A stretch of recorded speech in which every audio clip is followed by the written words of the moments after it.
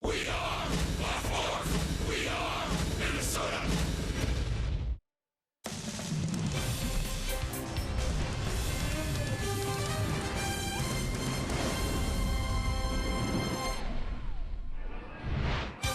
160 games down, 2 more to go. It's the final weekend of baseball in downtown Minneapolis as the Twins look to win their 5th straight at Target Field. It's game 3 of 4 against the visiting Chicago White Sox. Tonight, it's Carlos Rodon taking the mound for Chicago. After a strong August, he's been held winless in September, giving up more than 11 hits and 5 walks per 9 innings so far this month. He'll face off against Kyle Gibson, Mr. Consistency, who looks to end his career year with his 3rd straight win and 10th win overall this season for Minnesota. Welcome to Target Field, everyone. I'm Audra Martin. The Twins took both games yesterday against the Chicago White Sox in the split doubleheader, but it was game 2 that was most impressive and certainly continued what has been an impressive streak offensively for this team over the last few weeks. Despite the chilly temperatures, the bats have been red hot since September 11th. While their 101 total runs are 3rd in the league, they sit atop the standings in batting average, hits, and doubles. And overall, it's been the Twins' best September offensively in 8 years. And even though this season is ending in 2 days, this is a team that has not given up at taking advantage of every plate appearance. Every day you have a chance to come in and put on one of those uniforms, it's an opportunity. And that's something we've kind of been preaching to a lot of these younger guys that, unfortunately we're not where we were last year and we're not kind of where we wanted to be at the end of this year. But it still doesn't mean that there isn't things to play for. There isn't opportunities to be had. And you have to take advantage of every one of those opportunities that you get because, you never know when it could be your last or you could be sent down or, anything could happen. To not get caught up in what the standings are, sometimes it's a little frustrating when you know you're not going to postseason, but it says something about you when you still battle through that thing as a team and you still make sure every at-bat counts and you go up there working for every at-bat and every run you can score. So I'm proud of the guys for doing that. Tonight, the offense looks to keep the run support coming as Kyle Gibson takes the mound one final time this season. Dick Bramer and Burt Blythe-Levin take a look at what's been a career year for number 44.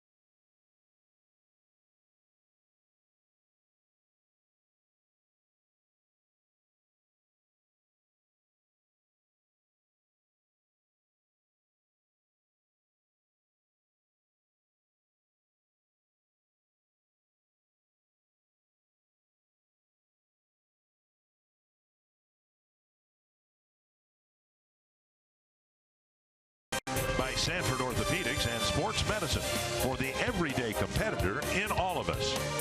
And by Northland Ford. Visit buyfordnow.com and your local Northland Ford dealer today.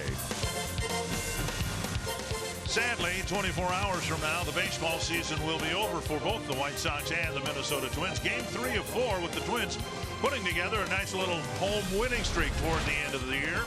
And it's not unusual for the Twins to be winning at home. Look what they've done since June 24th. A 700 win percentage here at Target Field. They like to finish a season off on a high note with 2 more wins against the White Sox. And we welcome you for the next to last time to Target Field. Dick Raymer along with Bert Blyleven. The Twins hope to get back to October baseball next year.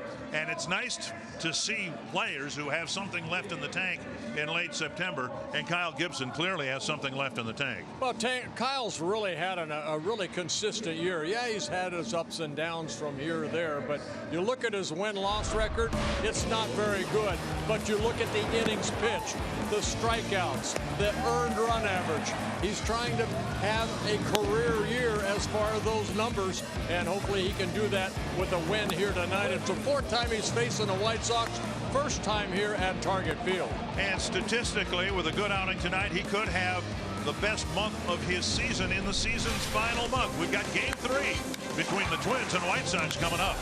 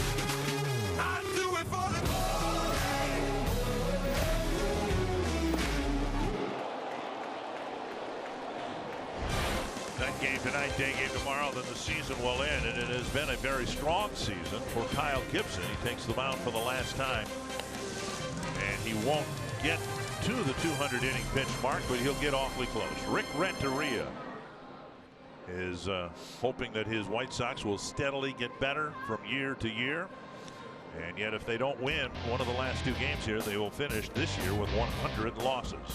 Menard's batting order has Yoan Moncada leading off, Yolmer Sanchez batting second, Daniel Palka, Avisail Garcia, Omar Narvaez, Matt Davidson, Nicky Delmonico, Tim Anderson, and Ryan Cordell. Now Kyle Gibson making his 32nd start, his 4th against the Chicago White Sox. And tonight's starting pitcher stats are brought to you by Home Furniture. And that's Kyle Gibson's numbers. 9 wins, 13 losses. Very good earned run average. Just has not had a lot of run support. Hopefully he'll get that here tonight. There's a strike, 1-1. I think in both Jose Barrios, who pitched the first game yesterday, and in Gibson, the Twins have seen some encouraging signs that they do have the stamina and the ability to finish the season on a high note. The velocity's been good for both pitchers. 94, 95 for Barrios. I think we saw 96 once. I'll tell you what, Dick, what helps though is this weather. Yeah. As a pitcher, he just feels stronger. You get that second or third wind this time of the year in late August into September, and Kyle has had a very good September. 1-2 to Moncada. Very much strikeout prone.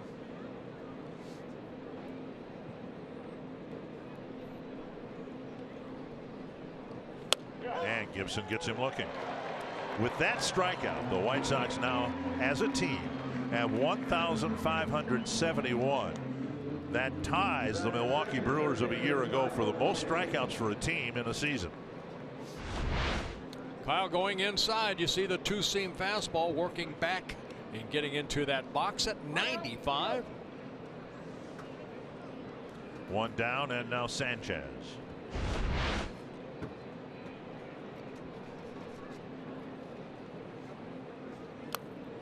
In the dirt and inside, ball 1. If you've not seen Gibson pitch before, he has that fastball in the mid-90s. Two-seam fastball, four-seam fastball, slider, slow curveball, and a changeup. Swung on and missed. See that pitch right there? He took a little off, but it had good sink on it. He's been able to have 23 double plays turned behind him. That's third most in the American League.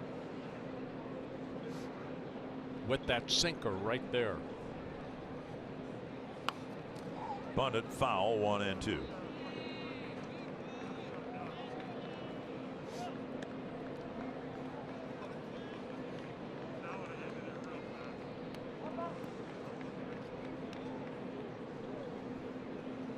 Gibson struck out Moncada on a 1-2 pitch, and now it's 1-2 to Sanchez. Kyle looking for his first win against Chicago this year. Got him looking. 2 down. He's doing what Jose Barrios did in game 1 yesterday when Barrios struck out the side. And now no team in Major League history has struck out more than the 2018 Chicago White Sox. Northland 4 defense for the Twins. Cave in center, Field in left, Grossman in right. Astudillo getting the start at third base, Polanco and Forsythe up the middle, Tyler Austin at first, Joe Mauer DHing, Chris Jimenez doing the catching. Up and away, ball 1.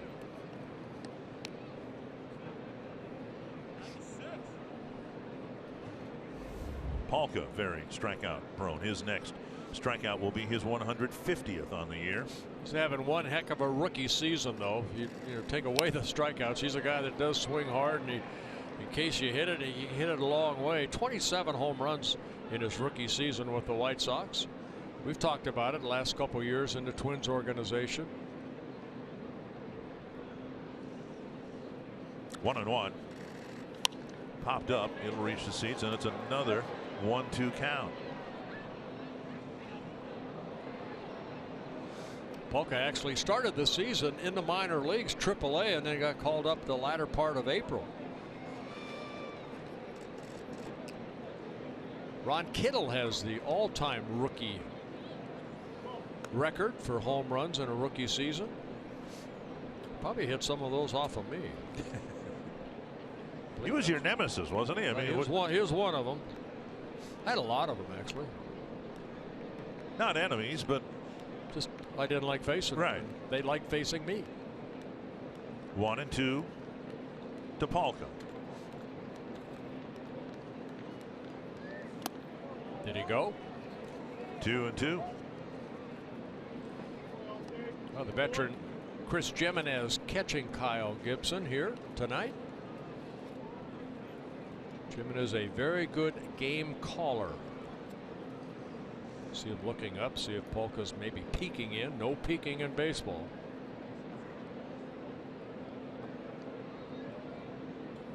Seems like a curveball here. And he misses inside. 3-2. They put down 2. Signs are usually 1's fastball, 2 curve, 3 slider, wiggle change. I've played with pitchers that have almost used that in reverse. 2 will be a fastball, 1 will be a breaking ball, and so on. And the wiggle is what? At home? Change up in the dirt. And a 2-out walk, putting Polka aboard. Got ahead of him and lost him. Polka's 30th walk against 149 strikeouts. And here is Avisail Garcia. And Garcia has struck out 100 times. The White Sox tonight starting 6 players who have all struck out 100 or more times. And Moncada earlier this inning struck out for the 216th time. Yeah, Adam Dunn has the all-time Chicago White Sox record with 222 times.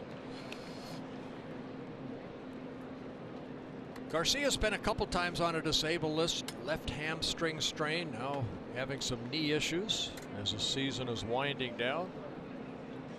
Came out of yesterday afternoon's game because his knee had been tweaked in an at-bat. That gets away from Jimenez. And Palka goes to second base. Yeah, I said a left hamstring injury. It was actually the right hamstring for Garcia. Should be a wild pitch charged to Gibson. It's his 8th wild pitch of the year and gets Polka into scoring position. Let's take a look at the pitch right here. It's a slider. Jimenez, I think he knew he didn't catch that properly. He's got to kind of get his body in front of it.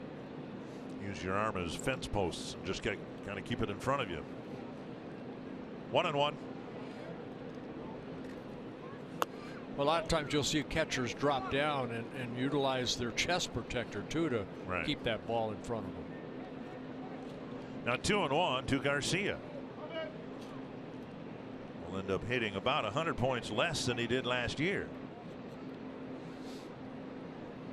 He hit .330 last year. Jose Altuve hit .346 and won the American League batting title.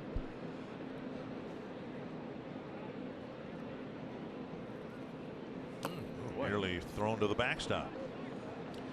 Gibson got ahead of Polka. Looked like he might strike out the side, as Barrios did yesterday. But then he lost Polka to a walk, a wild pitch, and now a 3-1 count to Garcia. Yeah, Kyle's 3 previous starts came in Chicago. He's 0-2 against them. He pitched a total so far of 18 1/3 innings in the 3 games, but 12 earned runs allowed with 7 walks but 20 strikeouts.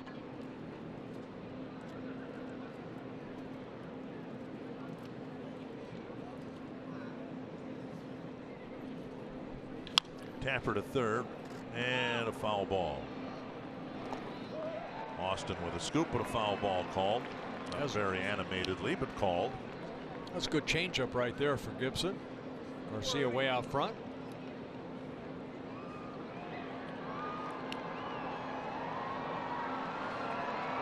Garcia gingerly walking back toward home plate.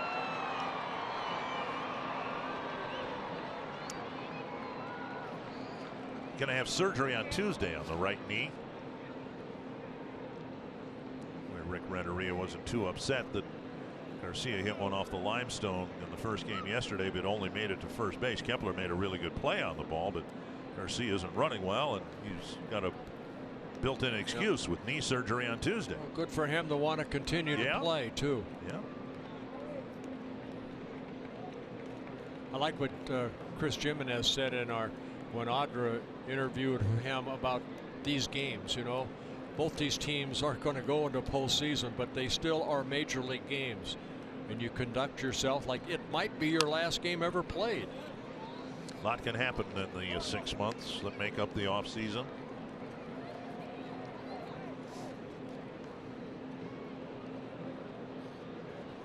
Full count. And suddenly Gibson's thrown 20 pitches. Of course, we'll all be waiting to hear what Joe Mauer decides. And in regards to his future, this might be his last weekend in a major league uniform as a player. Full count.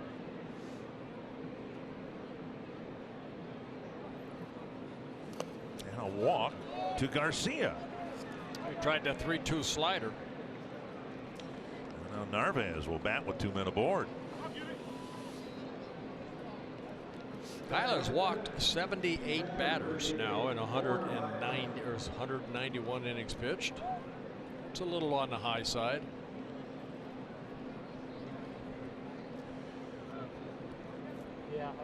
Narvaez has only struck out 65 times, but he only has 279 at bats. Doing the catching tonight.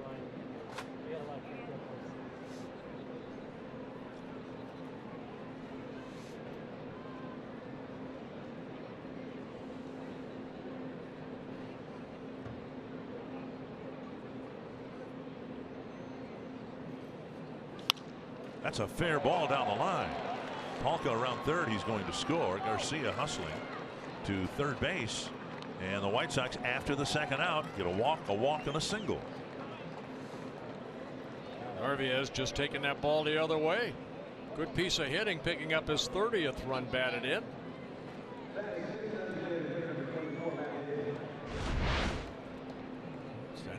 That's that sinker away, and just hit it right down that third baseline. By the time Johnny Field could get to it, Garcia right there hustling over to third base. Looks like he's running pretty good on that bad knee. Now Matt Davidson will bat. Gibson finding the third out to be very elusive here in this first inning.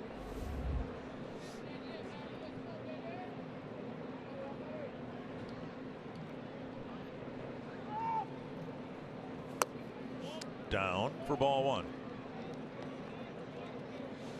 Now, whoever invented this game, when they said 3 outs, sometimes you get the first 2. It's that third one sometimes is hard to get.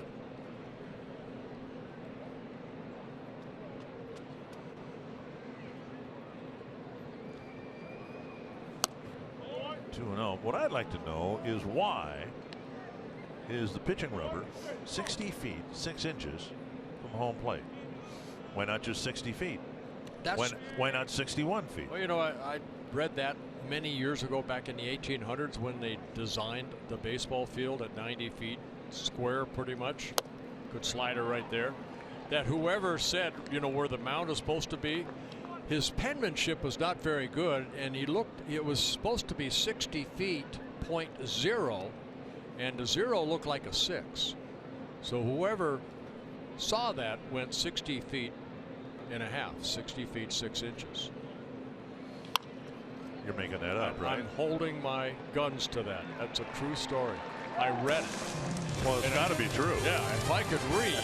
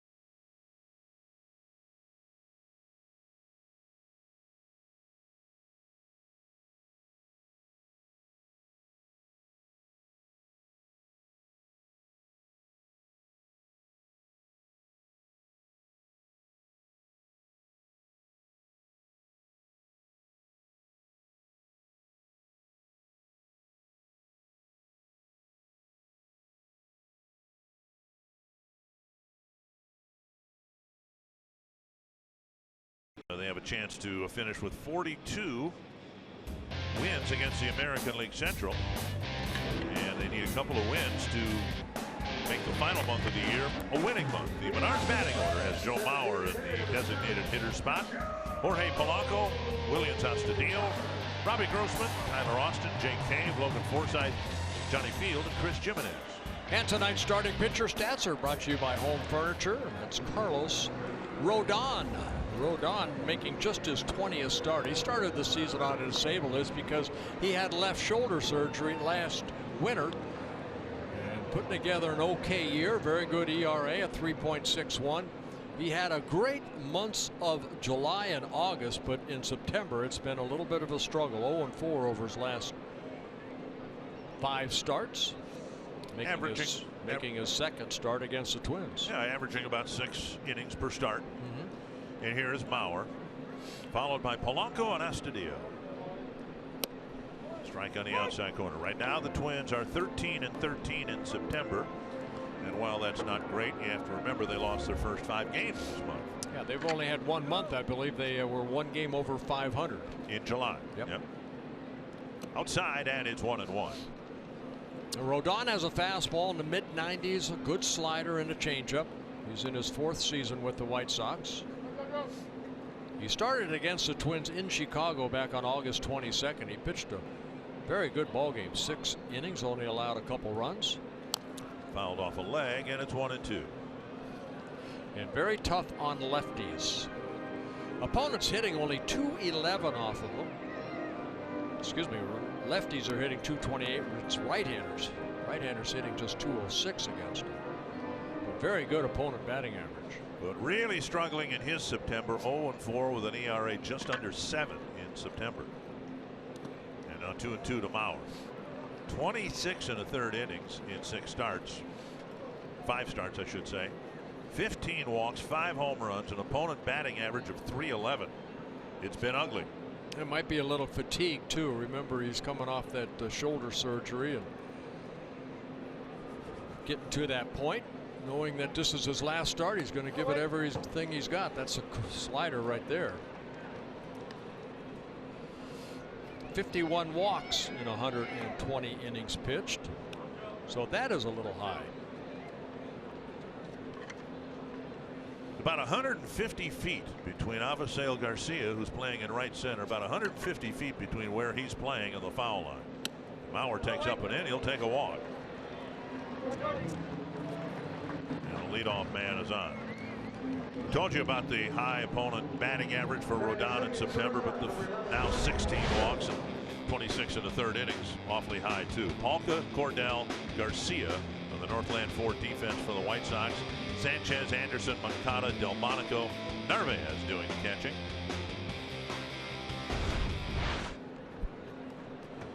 Polanco, the batter. Interesting note in the Twins media notes. They do a great job. Dustin Morse and his department do a great job keeping us informed throughout the year. But the Twins this year are 37-35 with Polanco in the lineup. 37-49 when he is not in the lineup. And of course, he was not in the lineup for any of the first 80 games. Just outside, and it's 1-1. So all the things that have happened to the Twins this year, it underscores how important and impactful the suspension was in the first half of the year. Team's a better team when he's their shortstop. Well, one thing about Polanco, he'll strike out about once every 5 or 6 at bats, so he usually puts the ball in play. The switch hitter, average lower on this side of the plate than from the left side, but 3 home runs from both sides of the plate. And a base hit to center. Mauer to second base. He'll check in there. The Twins have something started right away against Rodon. A walk and a single.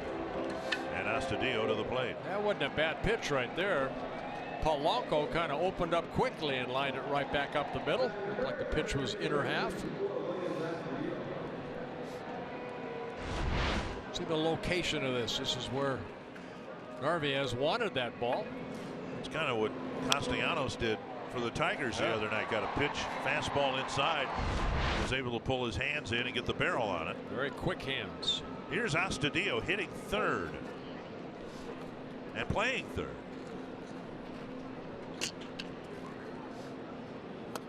And taking ball one. White Sox hoping to see something that would encourage them that Rodon isn't out of gas. Lucas Giolito had a really difficult outing last night in the nightcap and ended up with an ERA in excess of 6 because of a terrible fade down the stretch. Now a strike to Astudillo.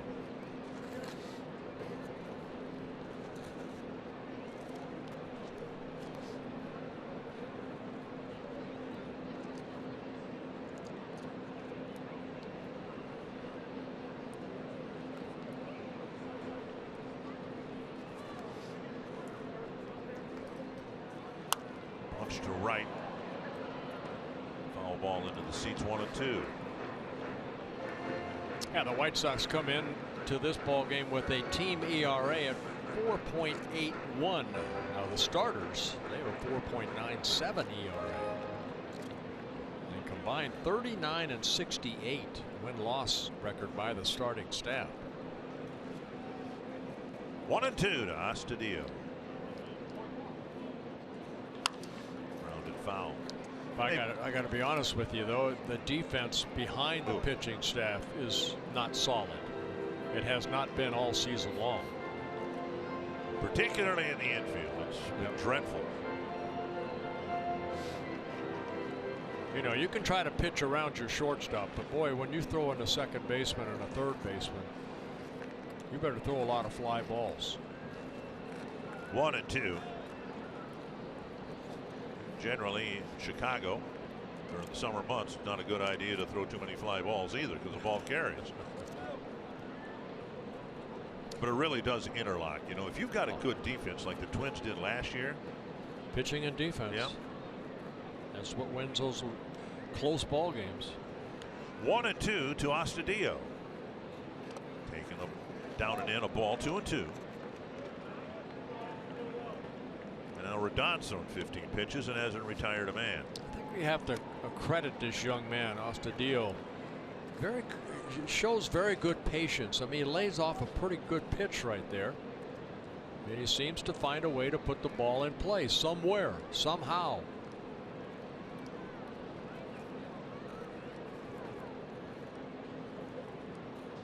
Fouled away. I was talking with Paul Molitor about that during batting practice today. And of course, he can hit. We've seen him hit. But his ability to play other positions competently. And for most of the year, most teams have just a 3-man bench now in the American League, which means the guys you're keeping on the bench have got to do more than one thing. That's hit to center. And Cordell is there for the catch, 1 away. Bring up Robbie Grossman. Let's take a look at our Pizza Ranch for a Twins win here tonight. What do they have to do? Continue to do what they have been doing as of late. Offense, stay hot.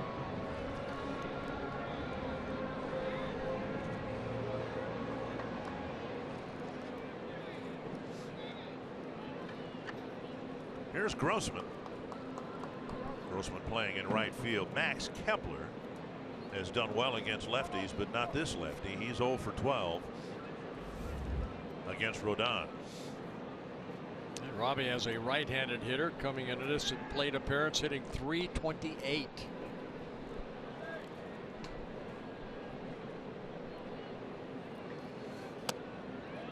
Taken for a ball. And Robbie 2 for 9 lifetime against Rodon. Just the first inning. I don't think Rodon's too happy with John Lipka's strike zone. There have been a couple times he's looked in. Lipka, I think I just saw him having a brief chat with Narvaez. And that's who has to do your talking. And there's a fastball at the knees. Lipka behind the plate. Jim Reynolds will have plate duty tomorrow. Jansen Visconti's been able to hang around here for a couple of series. He was here as part of the Detroit series crew. 1-1.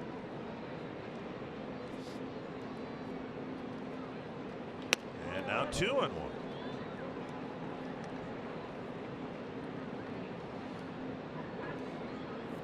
Been talking about Robbie's on-base percentage. Now it's climbing.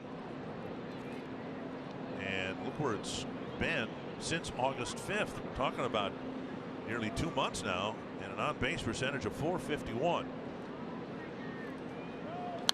That's the type of first half he had last year. Then he tailed off in the second half. This year it's been just the opposite. Since coming off the disabled list, he's really done a great job getting on base. Count is 2-2.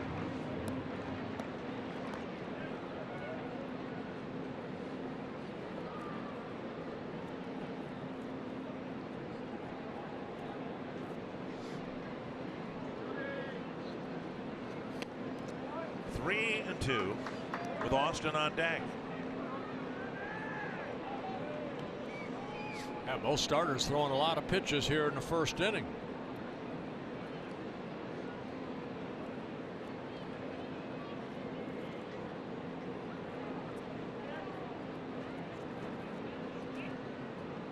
And he walked him. Bases are loaded for Austin with one away. We talked about it last night, Dick. Chicago White Sox also have walked the most batters this year in the American League. Rick Hahn, about a week ago, he's their general manager, and he said year 2 of the rebuild, and that's what the White Sox have done. This is the second year of the rebuilding project. He said sometimes it's uglier than the first year. And the White Sox, unless they win tonight or tomorrow, it'll be a 100-loss season for Chicago for just the 4th time in franchise history. Loaded up now for Austin. Big swing and a miss. Swung through the fastball. Yeah, if that were to happen, they'd be the 3rd American League team to lose 100 ball games. You got the Orioles, you got the Royals. And there are, thanks to the Yankee win this afternoon, 3 teams in the American League with 100 or more wins. For the first time, a league has had 3 100-game winners. 1 strike to Austin.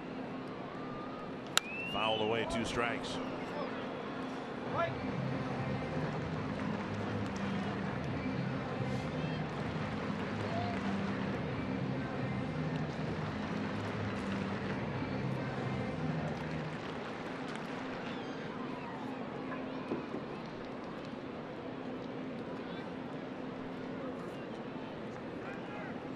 Two strikes to Austin.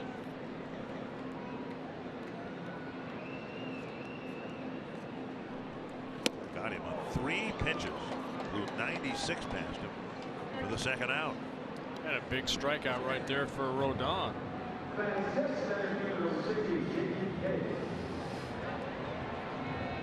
It went right after Tyler Austin. Succeeded 3 pitches. All in the top tier of the strike zone or above that. All in the mid-90s, and now K. Base is loaded, 2 down. White Sox didn't even start a rally. Didn't have a base runner until after the second out. Then they went walk, single, had their run. Here the Twins have gotten their first 2 guys on. A 1-out walk.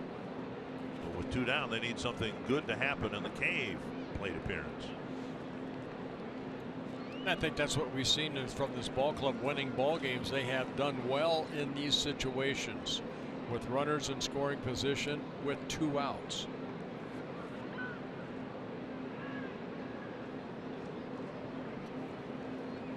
Two and 0. So as aggressive as Rodon was to Tyler Austin, now he's trying to finesse his way to retired Cave.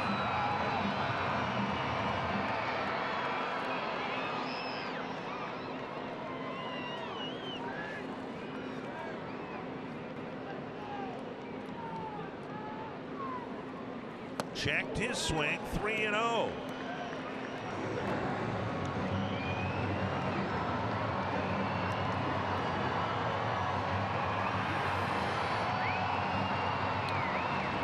3-1 in yesterday's ball game. It was Lopez that lost control in the 6th inning. Won 4 men in a row. 30th pitch of the inning for Rodon. And a strike is called. And he split them in half. 15 strikes, 15 balls. Yeah, it's Giolito that walked 4. Lopez walked 3 in a row. So, yeah, that's been an issue for the starting staff.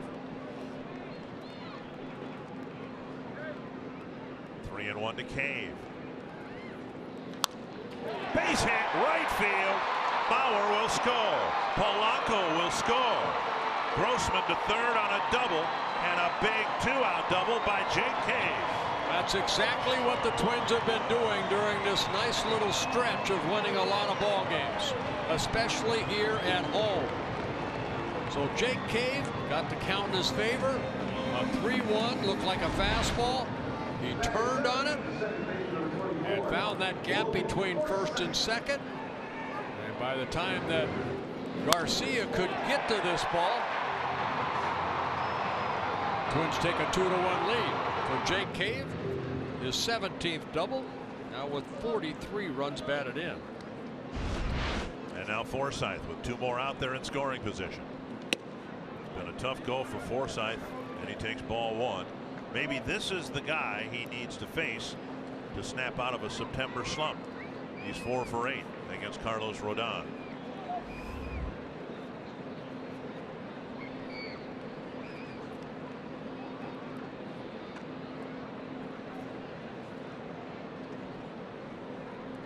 And now a strike.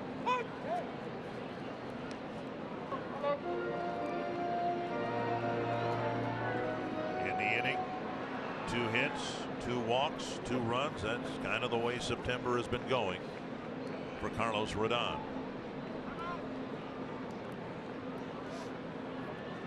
Boy, you look at a ball game, you see how many walks score. Yeah. Unbelievable. Mauer led off the bottom of the 1st. Rodon walked him. He scored. Grossman 90 feet away from touching home plate for a run because he walked.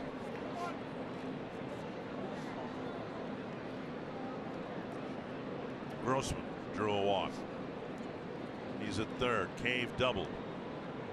Now it's 2-1 to Logan Forsythe. Foul back 2-2. Those are pitches, and we've seen Logan do it, sometimes even popping the ball up into fair territory. But and I don't know anything about hitting, whether it's using your top hand more or whatever, but he would drive pitches like that to right field. Sometimes you're only talking about a quarter of an inch, you know, between hitting that ball solid and fouling it straight back. Just a timing. And he strikes out to end the inning.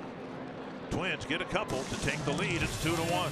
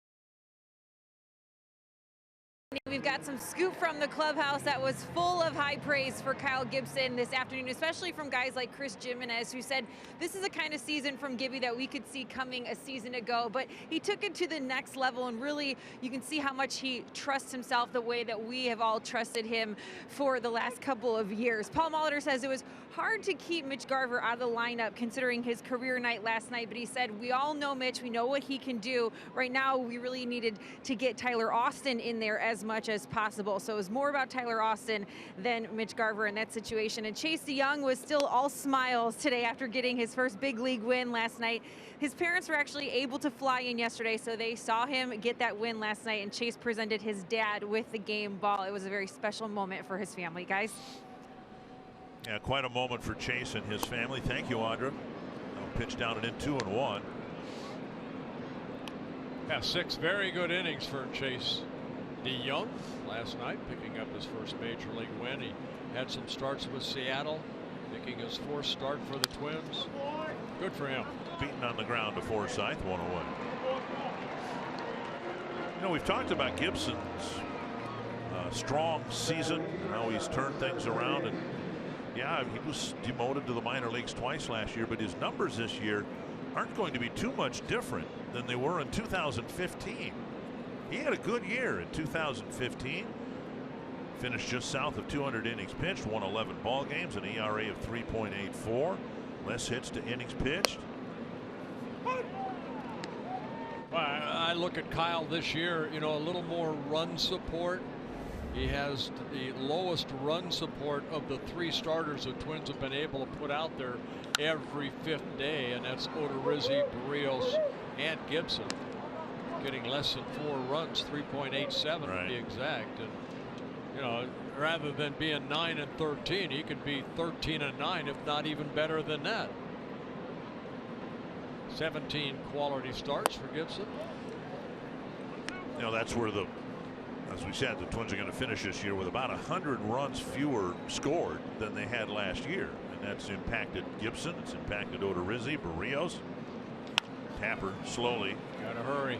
And Astudillo cuts it off and throws him out. Williams Astudillo took the play away from his shortstop. You know, that's normally where you would see the third baseman give way because Polanco's momentum is coming toward the infield. But Astudillo saying, you know what? No, this is mine. I want it. I'll get up as quick as I can and get it over to Tyler Austin with something on it. Because Anderson gets on that line very quickly. Nice defensive play.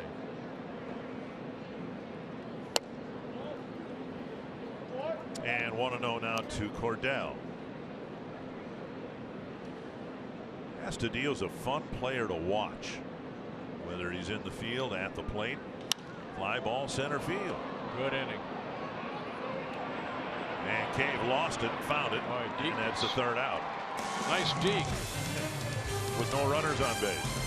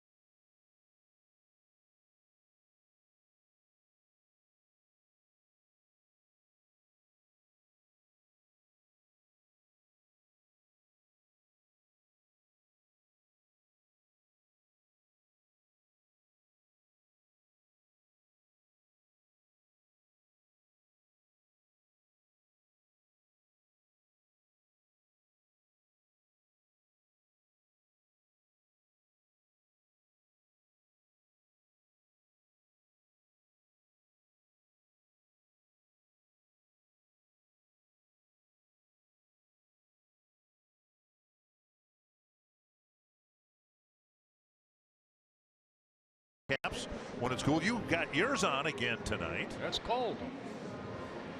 It's cool. It's refreshingly cool. You have thick blood. I have thin blood. It's I also cold. have 4 layers on. Johnny Field will lead things off in the second. You know, Kyle Gibson did it right. You got a 1-run lead, went right back out. Threw only 10 pitches. Get the guys back up there swinging the bat. Ball 1 to Johnny Field. He'll be followed by Chris Jimenez and Joe Mauer.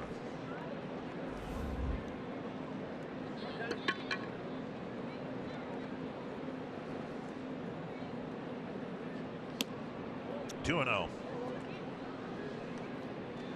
Field had his Twins career get off a very slow start at the plate, but obviously picked it up. He had 5 hits the other night. A couple of home runs. Not only did Gibson get those guys back on, it's also got Rodon back out on that mound very quickly after throwing 36 pitches in the first inning. Popped up short center. Moncada out.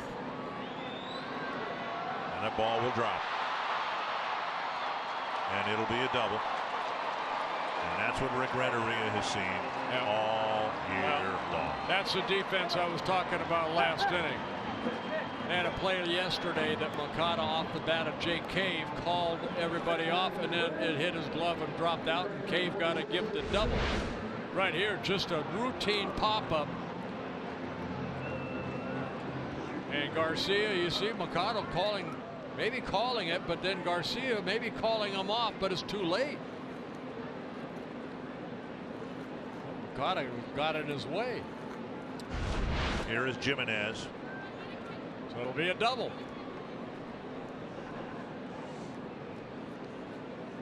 That ball was in the air a long time. Down and in, ball 1. Field will take it.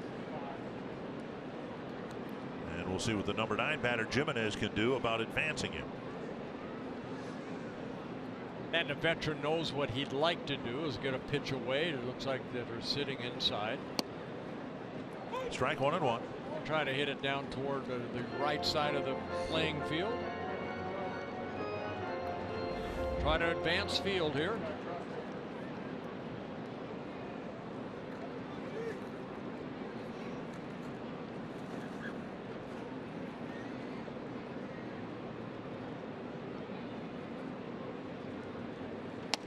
And we're done pitching him inside. Missing 2 and 1.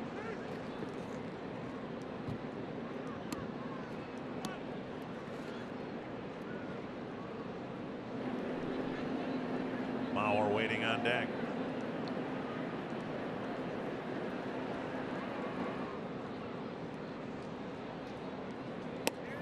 Strike called, 2-2. In a situation like this, did you work certain hitters inside? Might make it a little bit more difficult for them to push the ball to the right side. You know, I had a curveball, so I could change speeds on Right. the curveball, try to make them pull that curveball rather than maybe hit it toward the first baseman.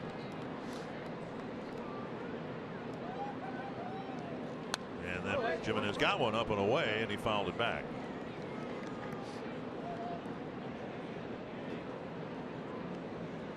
Now Rodon looks sneaky fast too. Kind of a short armor. Rodon just 25 years old. He's a White Sox #1 pick back in 2014 out of North Carolina State in Raleigh, North Carolina.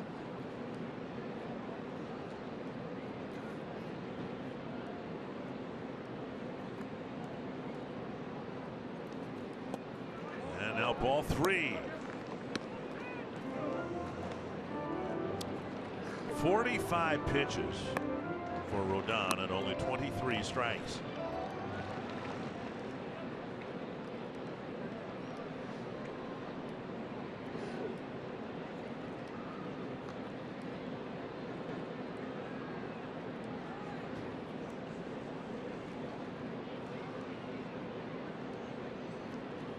And he walked them.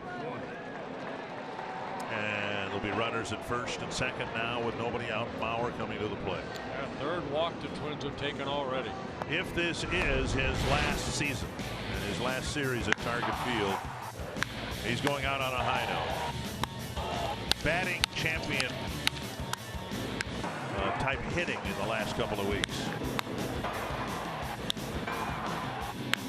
And he's really been locked in this homestand, hitting just about everything that makes contact with right on the barrel. Yeah, Joe in his 15th season with the Twins, 6-time All-Star, 3-time batting champ, MVP in 2009, 3-time Gold Glove winner as a catcher. Leading the major leagues in hitting with runners in scoring position, an otherworldly .410 batting average in situations like this.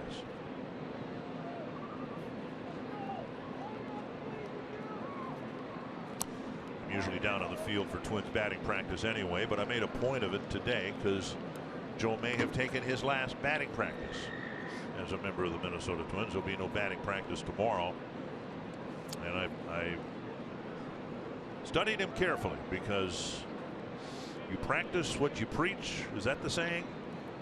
He has a very disciplined approach in the cage hours before game time, and I wanted to see it at least one more time.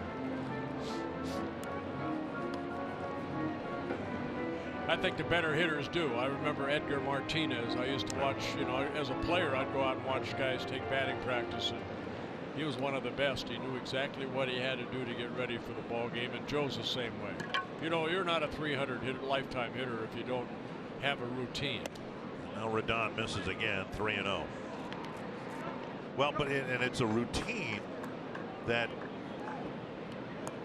like, maybe it's a contradiction in terms of ask for a flexible routine, because then it's not routine anymore, but you follow it religiously day after day after day. You do your stretching at a certain time.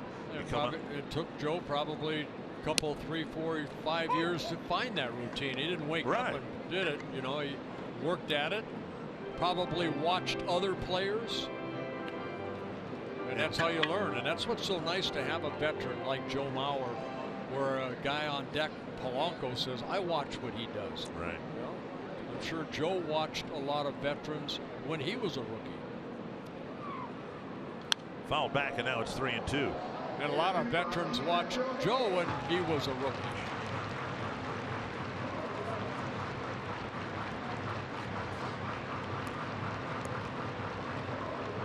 It might look, as you watch his eyes, he's looking around, but things are going on between his ears. You know, he's thinking about the situation.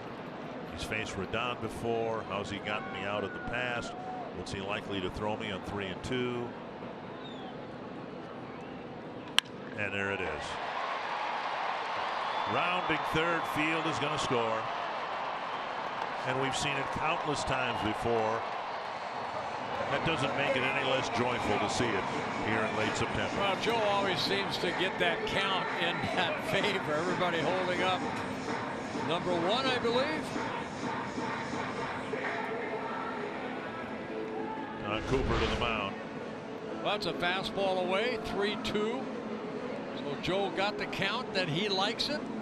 It looked like a little cutter that just kind of spun in that swing zone for Joe Mauer. So he picks up his 48th run batted in, and the Twins take a 3-1 lead. Well, it might not sound like much, but just think about his swing hasn't changed from his rookie season.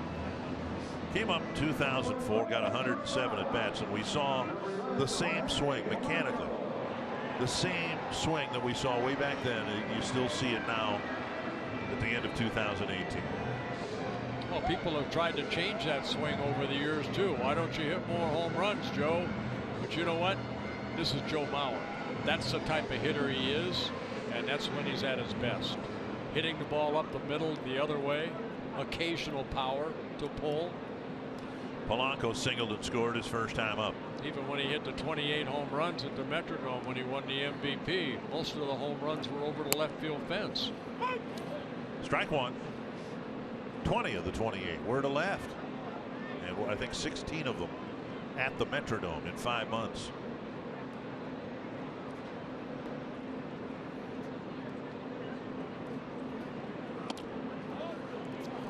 One and one. When I talk about Rodon being a short armor, he's very quick with his arm. It's not a long extension when he releases that ball. That is considered in baseball a short arm. He's 6'3". Well, watch how quick he releases that baseball. Right there.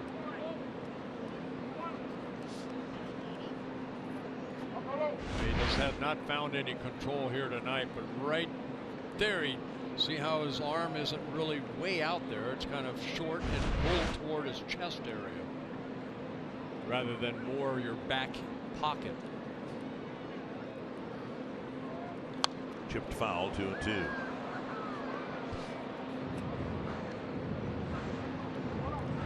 Still nobody out here, but remember the inning started with Field hitting a big pop-up to short center, and 3 White Sox defenders let the ball drop.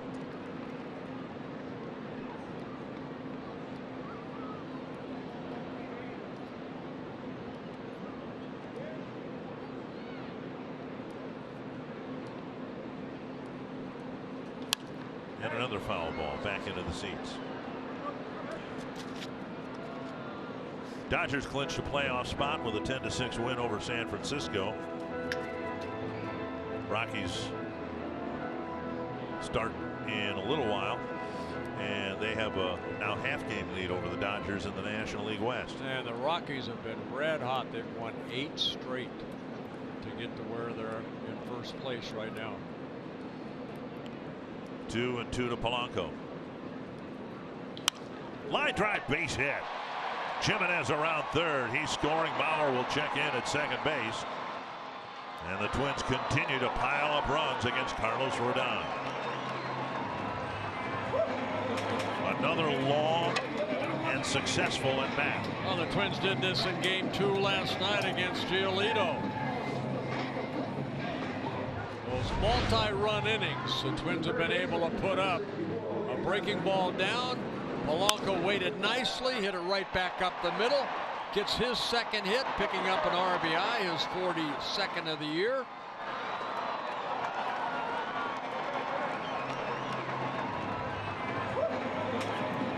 And now La Tortuga. Williams Astudillo.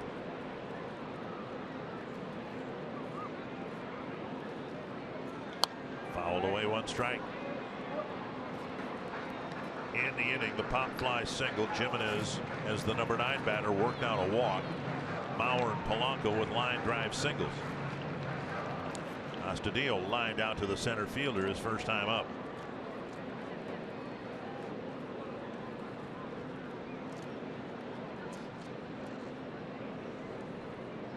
A drive to left field. Palka going back off the wall. Bauer will score. Polanco to third, and a double for Astudillo, making it 5-0.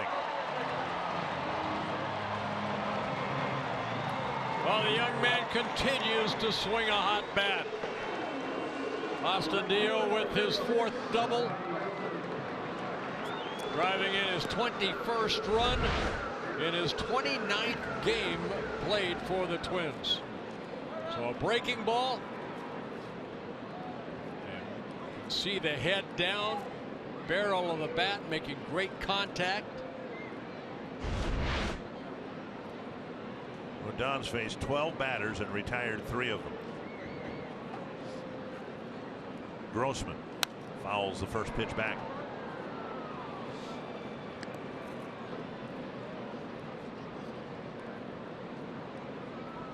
Genmar Gomez just started warming up a few minutes ago.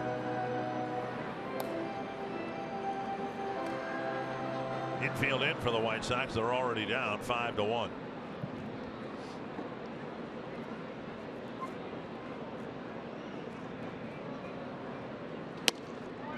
You know, these multi-run innings really started on the beginning of last road trip in Kansas City. I think I counted it when we were in Oakland in that final game. The 19 innings the Twins had scored 15 multi-run innings, meaning 2 or more. Crooked numbers. Up and away, 2-1. What makes that all so remarkable is who's doing it. It's not Sano, and it's not Rosario, not Buxton, obviously. I mean, these guys, it's been the Grossmans, Caves, Austins, Bowers of the world. Fouled away again, 2-2. Well, good hitting is contagious. And one guy that's really been hitting well is the guy at the plate right here. In Grossman. Polanco's been swinging a good bat. Austin Deal, since he's come up, has put a charge into the offense.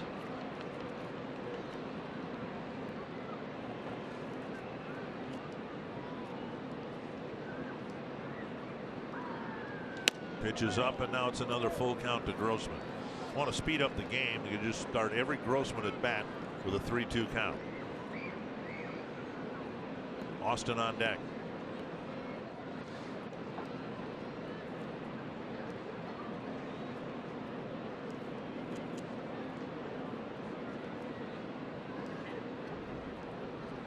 Ball 4. Grossman's taken 2 more walks here tonight. That might be the end for Rodon. And a 4th walk for Rodon. You know, last night's game 2 was Giolito that threw 56 pitches in an inning and a third. Rodon pretty much matching that and doing better. A higher pitch count. Astudillo lined out in the first. Austin and Forsythe struck out the only 3 batters he retired out of the 13 he faced.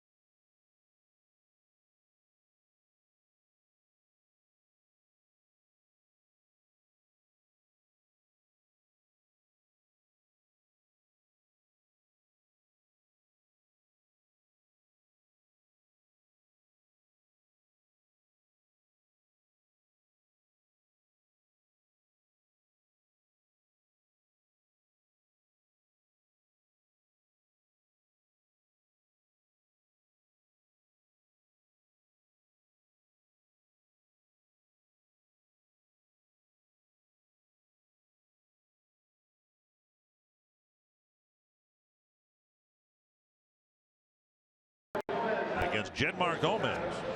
Yeah, Gomez making his 26th relief appearance, 22 innings, 26 hits, 9 walks, one of those intentional, and 23 strikeouts in his first season with the White Sox. Twins saw a little bit of Gomez when he was with the Cleveland Indians in 2000 for 3 seasons, 2010 through 2012.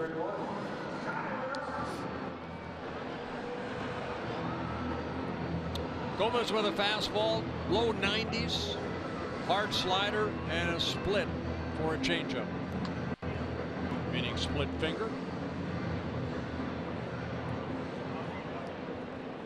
Well, Austin again struck out with the bases loaded in the first, and then Cave delivered a clutch 2-out 2-run double. Corner infielders up, middle infielders back, nobody out. The bases are loaded, and 3 runs already in.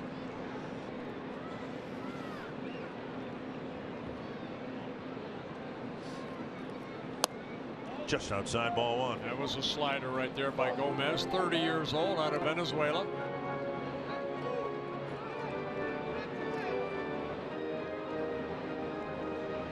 Came up with the Indians in 2010, also spent time with the Pirates and the Phillies, signed by the White Sox in late January.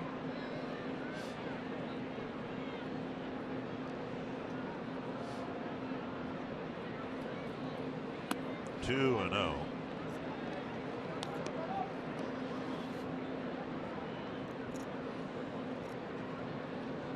White Sox had to go to the bullpen early, and they got innings out of Hector Santiago, but so many innings, he's not available for the rest of this series.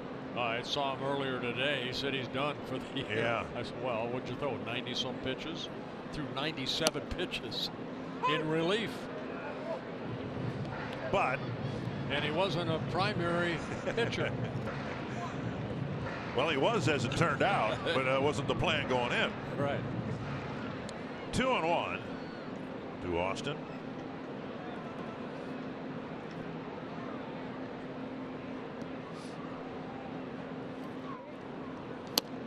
And another one right on the outside corner, 2-2. Austin shaking his head. He did not like the call. Gomez came up with the Indians in 2010. Basically was in their starting rotation for 3 years. Pitcher's pitch. Callable, if not hittable. Now inside, 3-2. Changeup floating inside.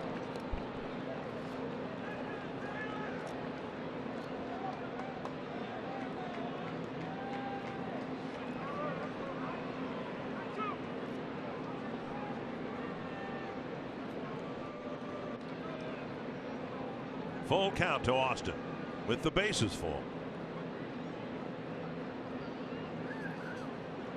And he missed outside. Austin gets a free run batted in. That was Polanco in the second inning in yesterday's ball game. Got a free RBI with a bases loaded walk, and Polanco scores the 4th run of the inning.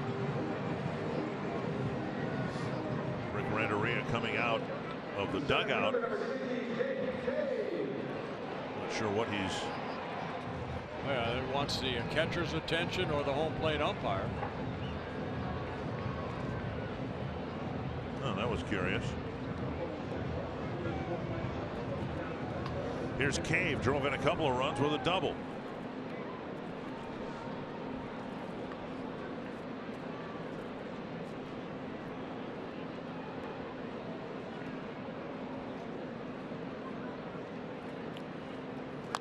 Jammed him off his leg, and it rolls up the line. 1 strike.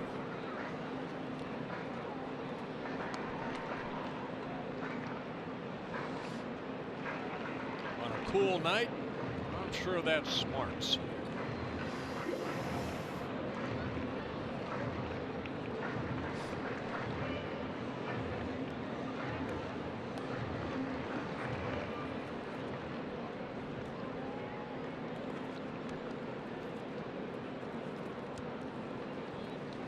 One strike to Jake Cave.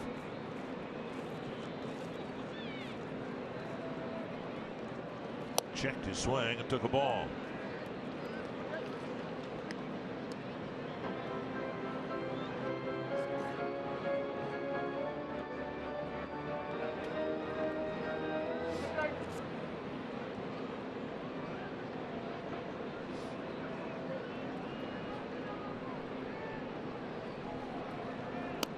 Speed pitch over the inside corner. Yeah, Gomez started in the minor leagues, got called up on July 11th. He's been in that bullpen ever since.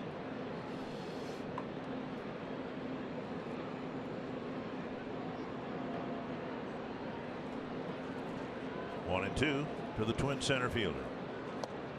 Drifts outside, 2-2.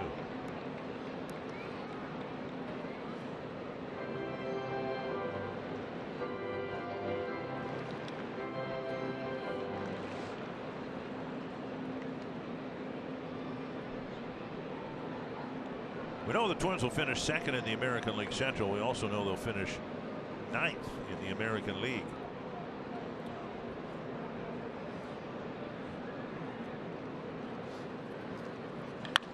Hit hard to right field. Garcia back, leaps and makes a catch.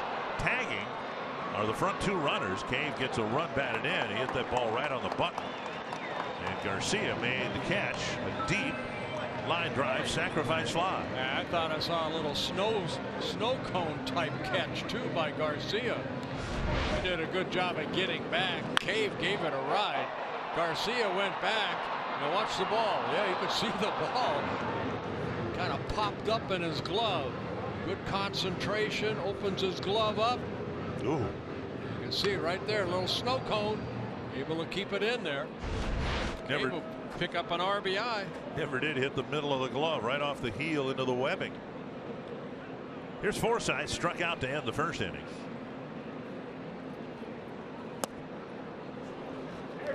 Strike one.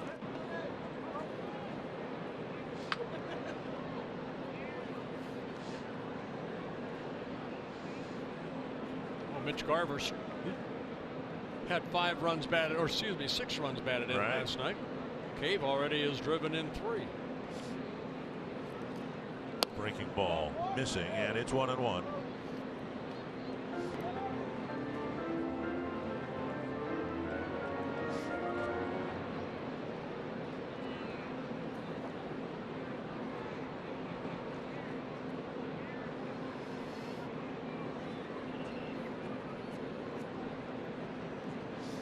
Down and away, 2-1. Forsythe just wants to get into the fun of what the Twins offense have been able to do. Last night they had 14 hits, and he went 0 for 3 with a couple walks. That in game 2. Gibson enjoying the early run support. So add on, boys. Fouled away, 2-2. One of the reasons the Indians have had a good run on top of the American League Central. Every team makes mistakes. The Indians don't make many mistakes on the pitching side. Gomez was with the Indians for 3 years, then Pittsburgh, Philadelphia.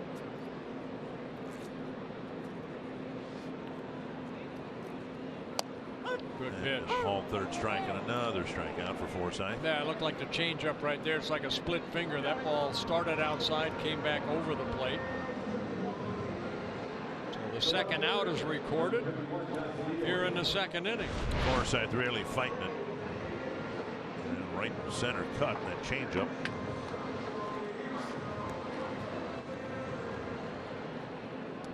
And the Twins bat around again as they did in game 2 last night in the second inning. I think we've discussed this. You consider it a bat around inning if 10 players bat, correct? Well, say send 9 up, yeah. Oh, 9. 9, okay. I'm a 9 guy myself. Into the seat. Some people maintain that to bat around. I thought you were a 10. On a scale of 1 to 25, perhaps. But some people maintain that to be a true bat around inning, the guy who led off the inning has to bat again. I'm not one of those guys. All I know is Cave drove in 2 runs in the first inning. He drove in another one in the second. And the Twins have a healthy 7-1 lead, looking for more from Johnny Field. 1-1.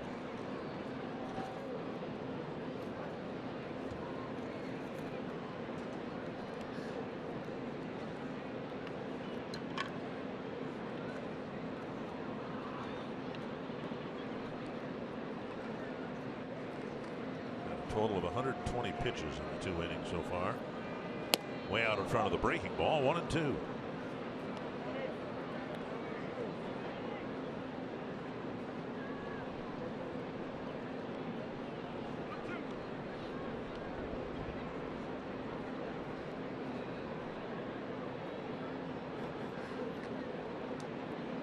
th pitch for Gomez on in relief of Rodon.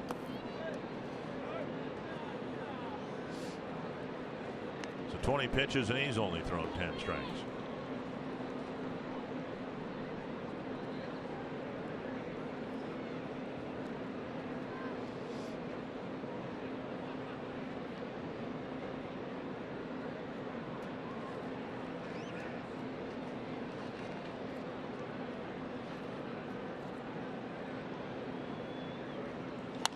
Down the right field line, but foul.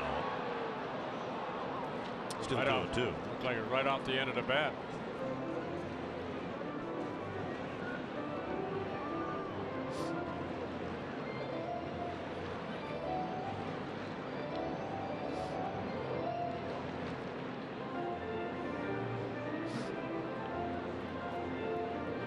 Twins won 85 ball games last year and got into the second wild card slot.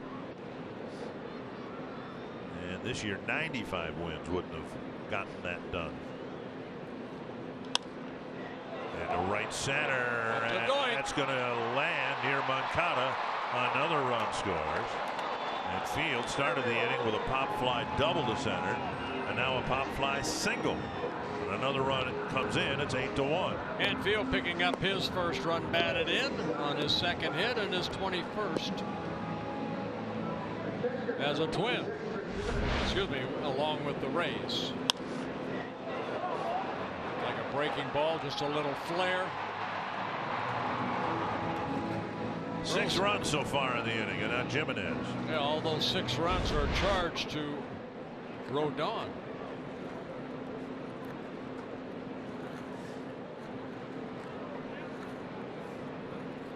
And that's just been in the last 5 games. Oh, it's foul. Might have cracked his bat. He's going back to the dugout for a new one. Did you ever crack your bat? Yeah, believe it or not. I felt pretty good about doing contact. Yeah. Actually, I have some I had a bat order one time, and I think I still have probably, they send you a dozen. I probably have 10 of them that are unused. Really? Yeah. You have your name on the barrel? Yeah. And some Is that right? Some of them I even used in a game, and they still look brand new. Except for the pine tar. I always thought that'd be the coolest thing. To have your name on the, engraved into a Louisville Slugger. Swung on and missed 0-2. I don't know how many pitchers signed a bat contract before, but in 1971 I met the representative from Louisville. We were in, I believe we were in Orlando, but I ran into him against the White Sox when they were in Sarasota, and I begged for a contract. And he said, no, we don't give pitchers contracts. I said, come on. I kept, all I want is the golf clubs that came with it. Go foul. I'm telling a story. Thank you. So he said, I'll tell you what, you go out and have, you win 15 or more games and I'll get you a contract the next year. Well, it took me all spring to find the guy the next spring, and he gave me a bat contract. I didn't care about the bat. I used a R161 with a big barrel on it, so it helped me bunt and hopefully make contact if I had to swing. And I got my golf clubs. That's all I wanted. You're still swinging them with the persimmon heads. And, yes. And they work. 0-2 to Jimenez. And now 3-2.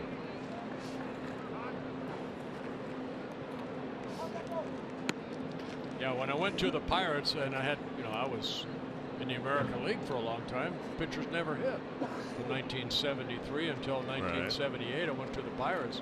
And when I got my bat order, it was like, Willie Stargell says, you got to be kidding me. They gave you a bat contract? Jimenez strikes out, and the inning ends. Yeah, thanks, Pops. 6 runs for the Twins, a pitching change for the White Sox, and an 8-1 lead after 2.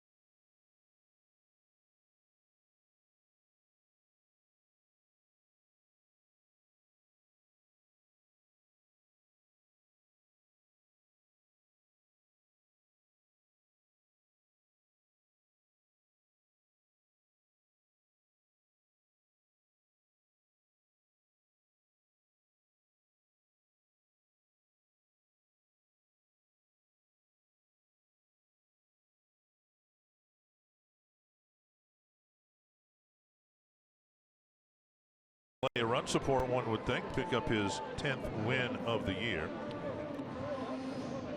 You know, sometimes, you know, we talked about Kyle Gibson not getting a lot of run support, but as a pitcher, believe me, you have to really focus and say it's still a 0-0 ball game, because you just can't all of a sudden lay it in there. You want to do what he did in the second inning, 1-2-3 inning, by attacking the zone. He struck out Moncada in the first inning, and he struck out Sanchez, and then he ran into a little control difficulty, gave up a run, but the Twins have scored 8 unanswered. Back in the zone, 1-1. 26 pitches for Kyle in the first, only 10 in the second.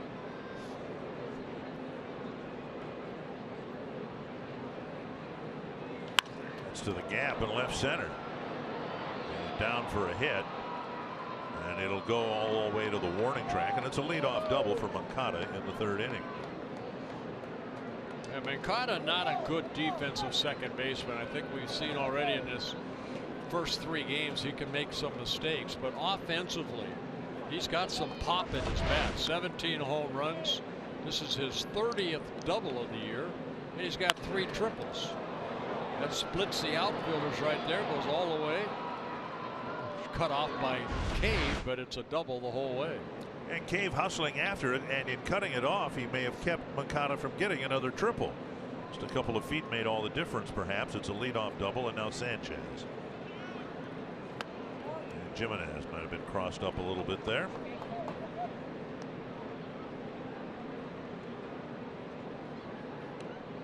Ball 1.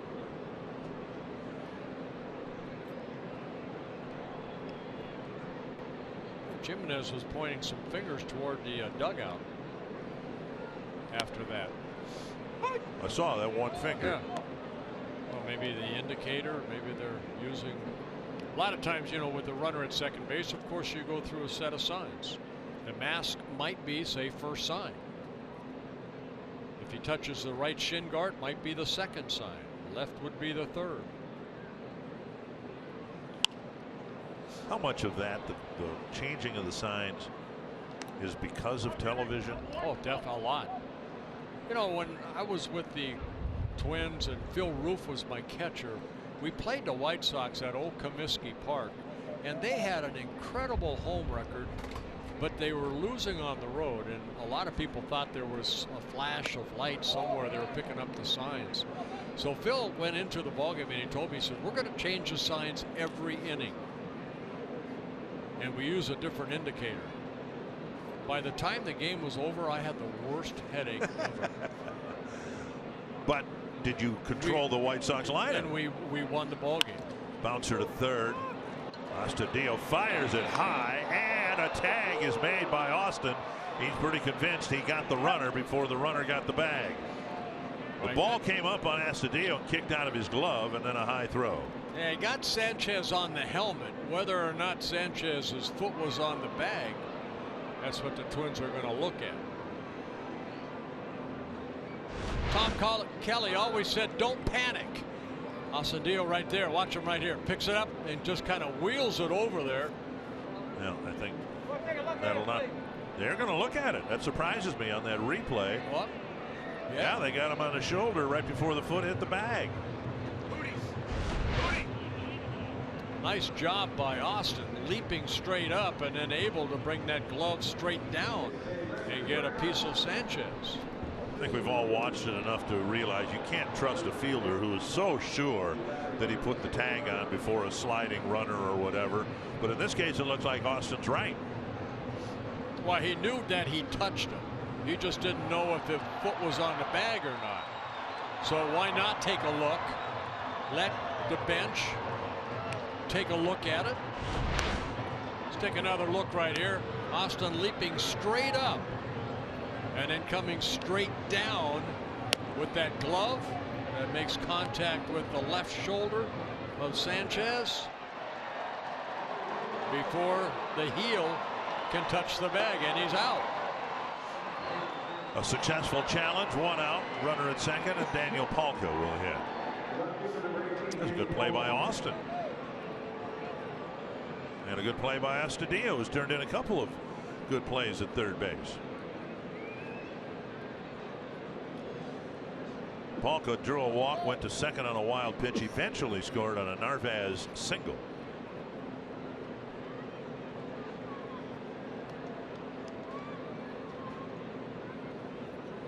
Fouled back. Tigers got the first 3 runs against the Brewers tonight. Now the Brewers have scored 5 straight. The Cubs lost this afternoon to the Cardinals. Yeah, 2-1. 2-1. But now the Dodgers, with a win, have clinched a playoff spot, and that eliminates St. Louis. Well, it's been a merry-go-round over there, hasn't it? In the National League. And the music won't necessarily stop tomorrow.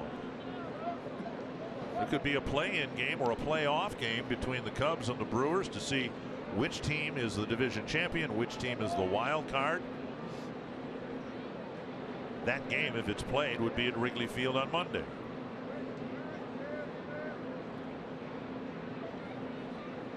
Down and in 2-1.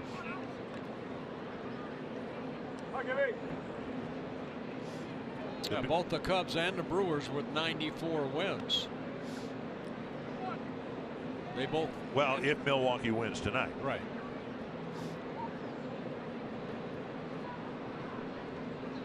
Can have the same scenario play out between the Rockies and the Dodgers. Swung on and missed. 2-2. Good movement on that ball right there by Gibson. Polka walked with 2 outs in the first inning against Kyle and later scored on the RBI single by Narvaez.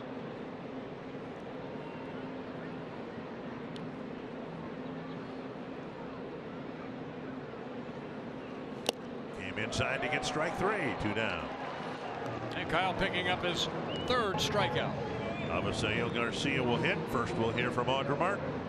Our T-Mobile Built for Baseball tonight is another impressive record for the Yankees offense this weekend. Aaron Judge getting it started yesterday, crushing the team's 264th home run. That ties a Major League Baseball record for most in a single season. And Gleyber Torres took it from there this afternoon, giving the Yankees sole possession of the record. On top of that, Torres is hitting 9th. And that means now the Yankees are the first team in history to get 20 or more home runs from every spot in the lineup, guys. Wow. That's a lot of power. Yes. Garcia taking strike 1. Gonna make Aaron Boone very, very happy. Well, they've got to win a wild card game. They'll host it, but they got to win it, or they'll be sent home after one postseason game like the Twins were last year. Chopped up the line, 0-2.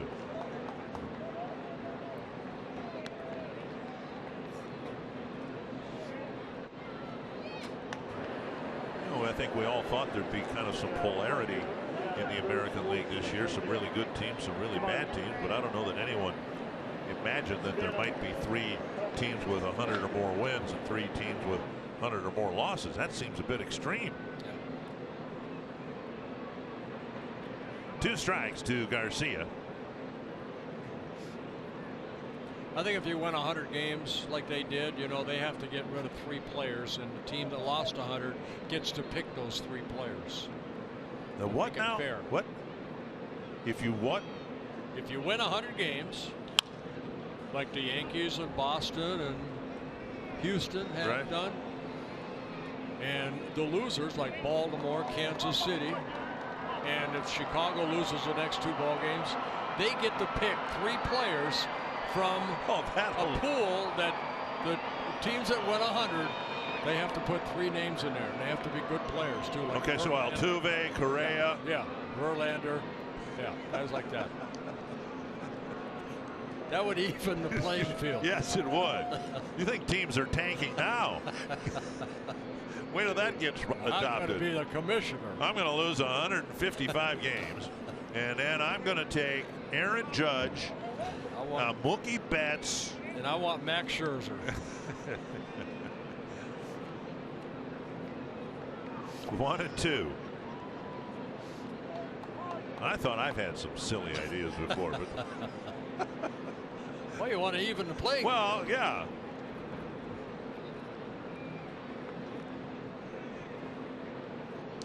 I was only kidding. Yeah, I know. 1 and 2. And now 2 and 2.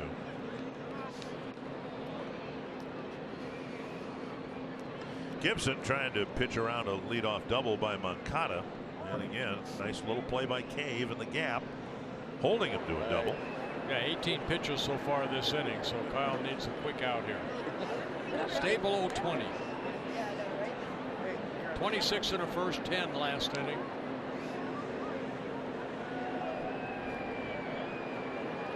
Now, you're a coffee drinker and you're a beer drinker. On a cold night like tonight, if you were out in the stands, what would you be drinking? I'd be drinking beer and coffee.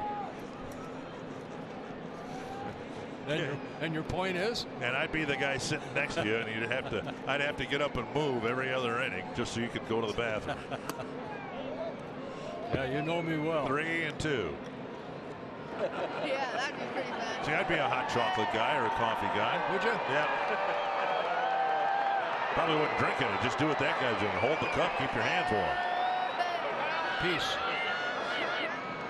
Full count to Garcia. Narvaez on deck.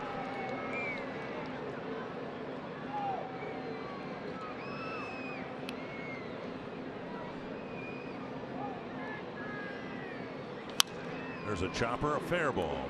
Astudillo sets, and he gets Garcia hustled down the line, bum knee and all.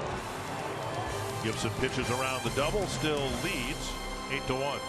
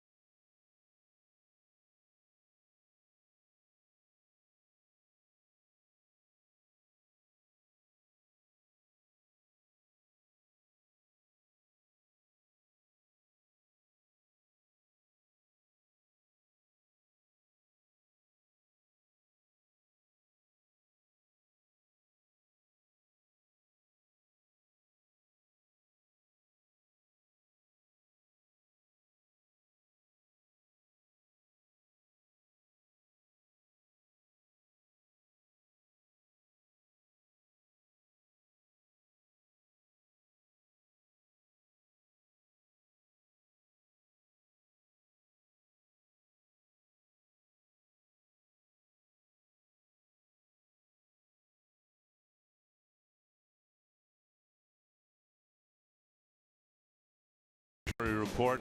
A token reappearance by David Wright. Got an at-bat last night, made a start tonight. Great scene at Citi Field in New York. This was last night.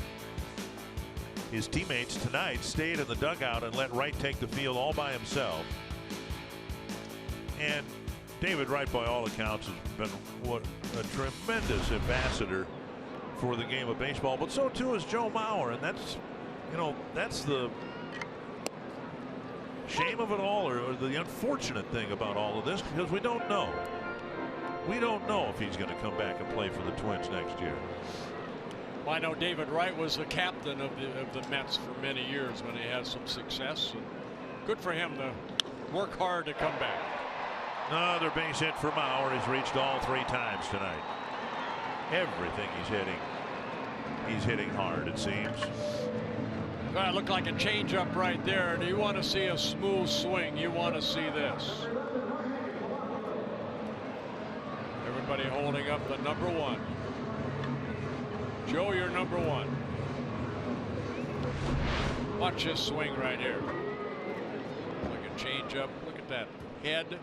Almost, you could see him watch the ball hit the bat into center field. And now a strike to Polanco.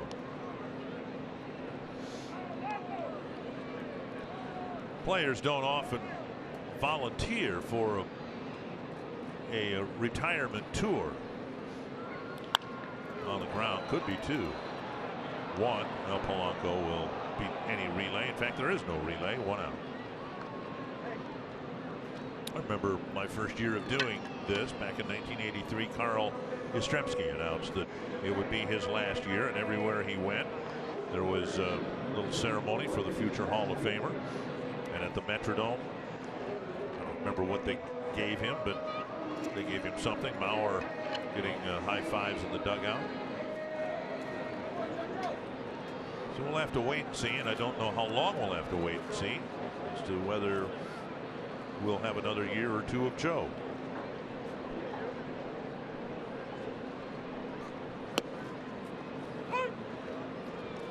Astudillo with a line out and an RBI double and a run scored.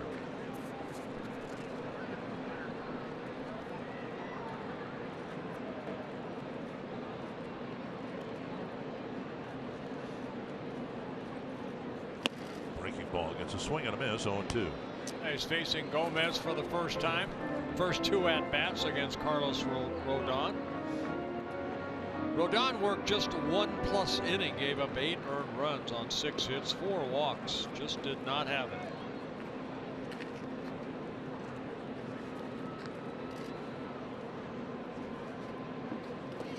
Nice block by Smith.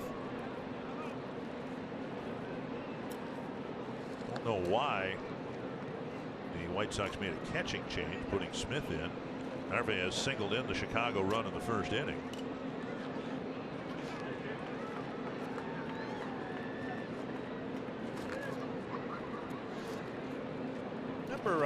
Rick Renteria went up to these, steps. Yeah. And said, pointing toward the catcher or the umpire. High fly left center field. Has some carry, but in the gap in left center. Cordell makes the catch, 2 away. And that'll bring up Grossman. Joe Mauer and the Twins wrap up the season tomorrow. It's also Kids Appreciation Day. And the first 10,000 kids 12 and under get a TC Trapper Cap. Get your tickets today at twinsbaseball.com. 2 down, and now Robbie Grossman.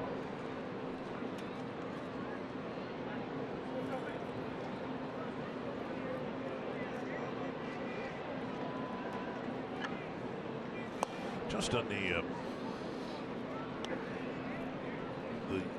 projections forward, the Mauer contract expiration probably couldn't come at a worse time for Derek Falvey and Thad Levine, just because there are enough question marks on the diamond for next year as it is.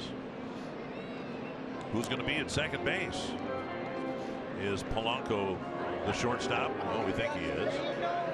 Is Miguel Sano going to be A, healthy enough and then B, productive enough to be the regular third baseman? Is Jason Castro going to be okay behind the plate after knee surgery?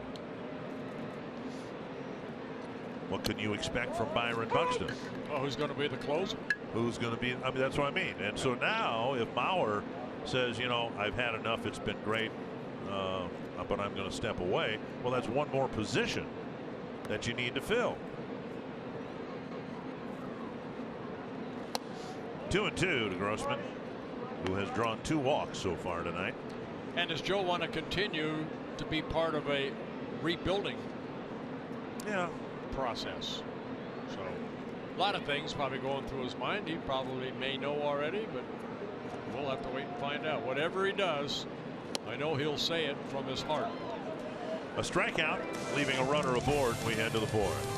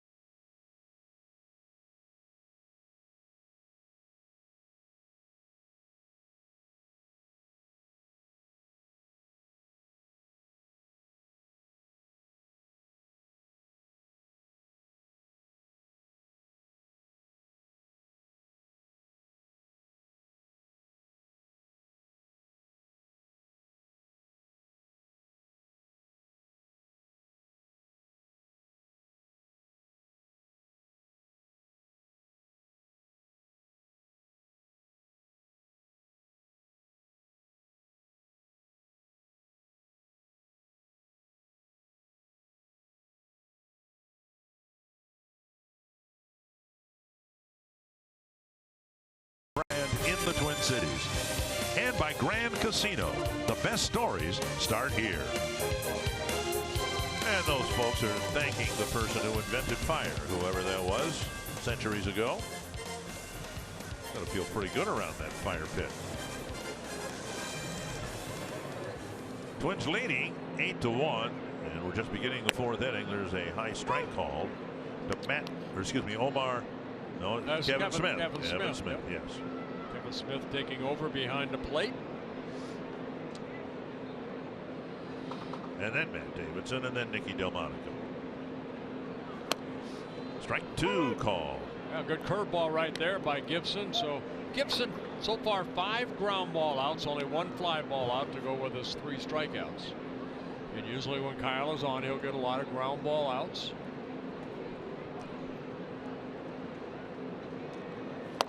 Swing and a miss, and he's gone on 3 pitches. And one thing we have seen Kyle this year get more strikeouts.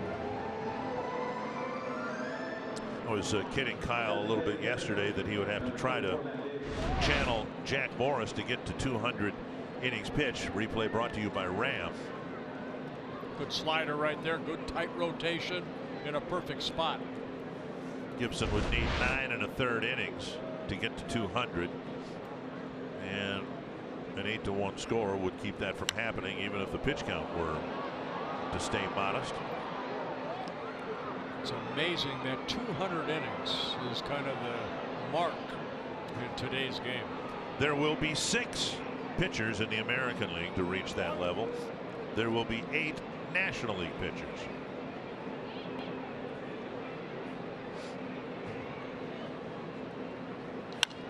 To center, and Cave trots in. Takes the catch. Out number 2. And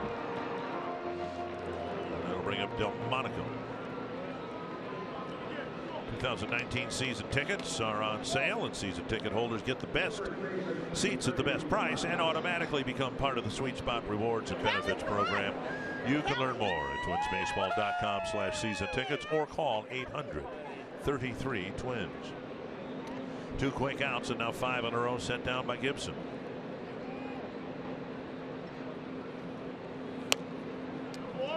Throwing strikes. Getting ahead.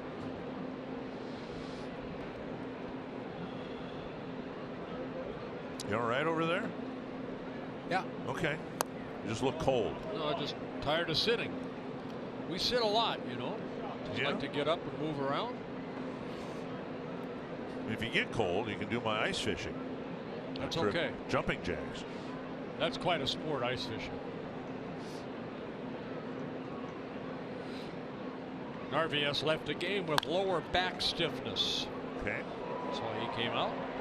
Nice snag by the fan there in the blue.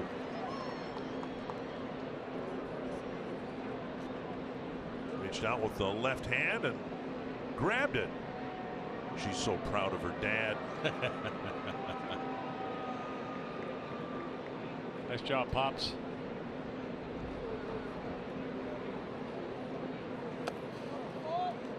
Down and in, 2-2.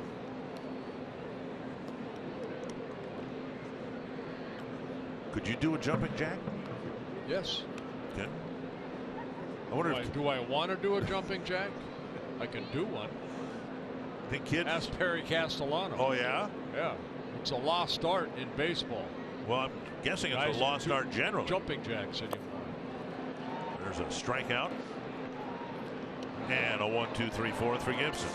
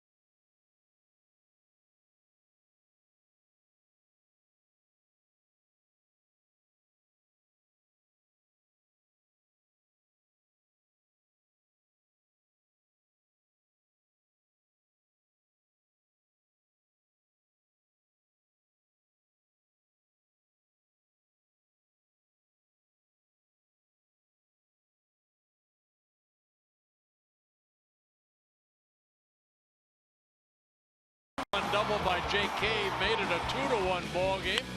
Joe Mauer with an RBI single in that 6-run second inning.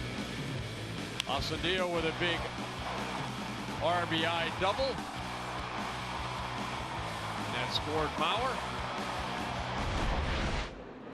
Great inning, 6 runs, 5 hits in the second inning. Tyler Austin drove in a run by standing at the plate, taking a bases loaded walk. He'll be followed by Cave and Forsythe. Jose Rondon is in for Tim Anderson.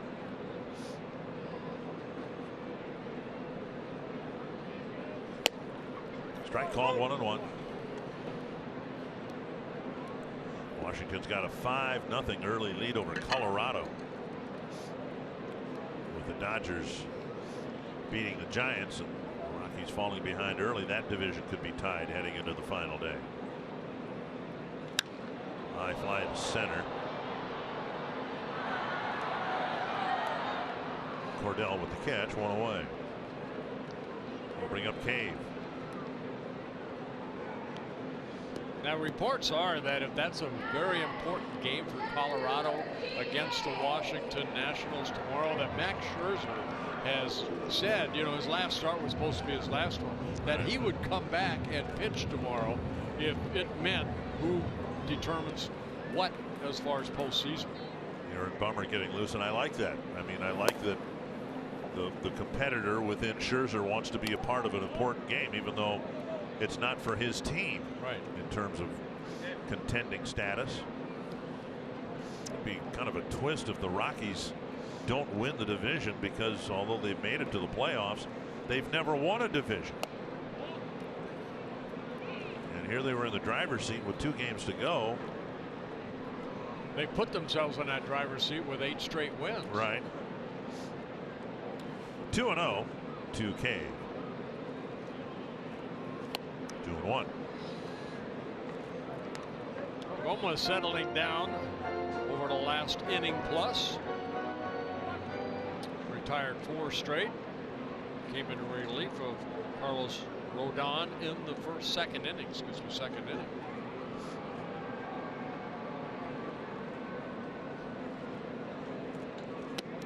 Strike called, and it's 2-2.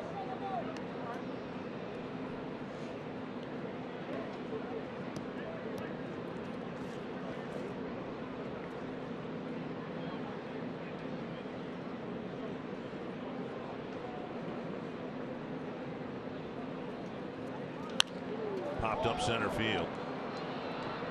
Cordell comes in. Number 2. Get us to Forsythe. Join Fox Sports North along with the best high school, collegiate, and professional athletes at U.S. Bank Stadium Wednesday, October 24th for the Minnesota Sports Awards, presented by Sports Minneapolis. Tickets available now at minnesotasportsawards.com. Logan Forsythe, the batter. He has struck out twice, once swinging, once looking.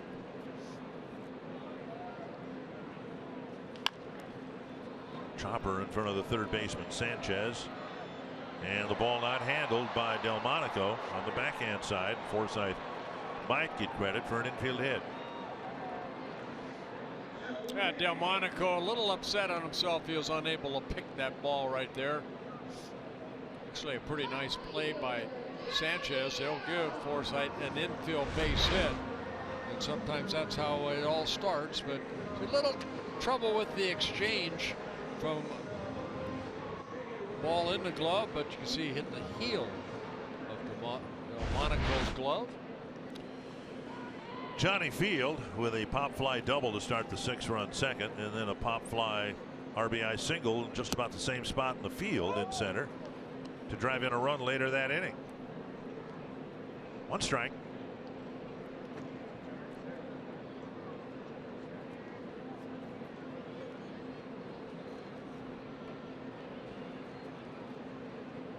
Breaking ball, swing and a miss, 0-2.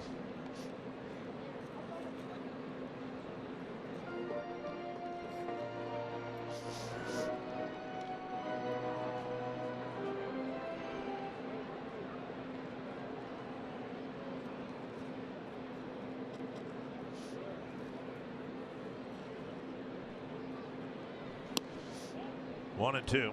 Yeah, Johnny Field, 26 years old, signed by the Rays out of University of Arizona, Tucson, Arizona, back in 2013. This is his rookie season. Started with the Rays. They designated him for assignment, went to the Indian organization. They tried sending him out before he even got to the big leagues with them. The Twins ended up picking him off waivers. So his only at-bats this year have been for the Rays and the Twins, not the Indians. Outside, Smith tried to steal it for his pitcher, but instead it's 2-2.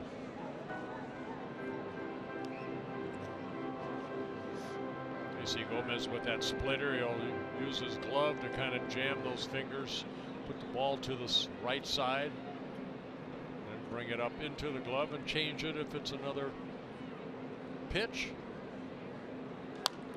Driven foul. And that was a fastball.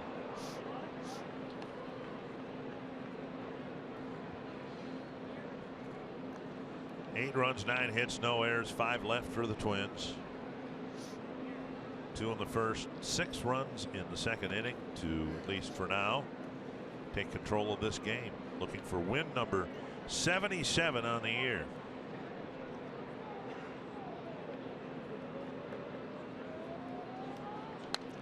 And another foul.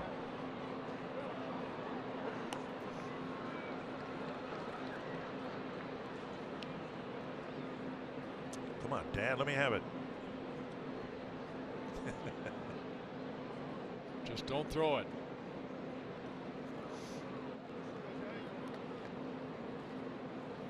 What is that, a bucket of popcorn? Yep. Wow. And Field on a breaking ball strikes out to end the Twins' fourth.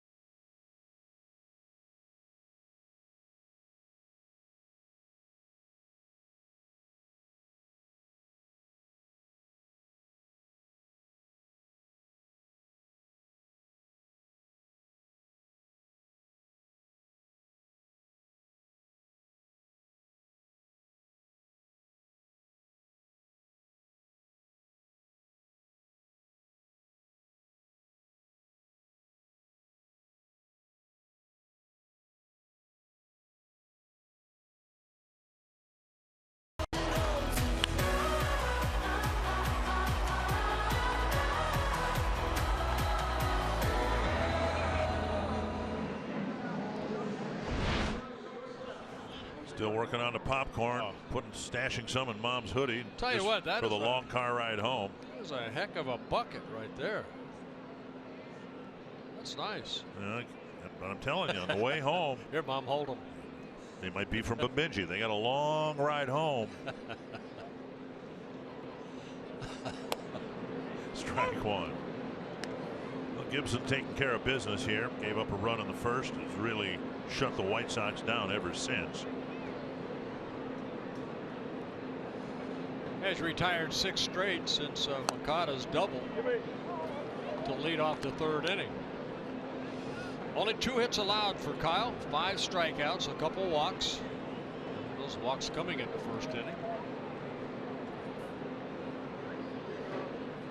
2 strikes.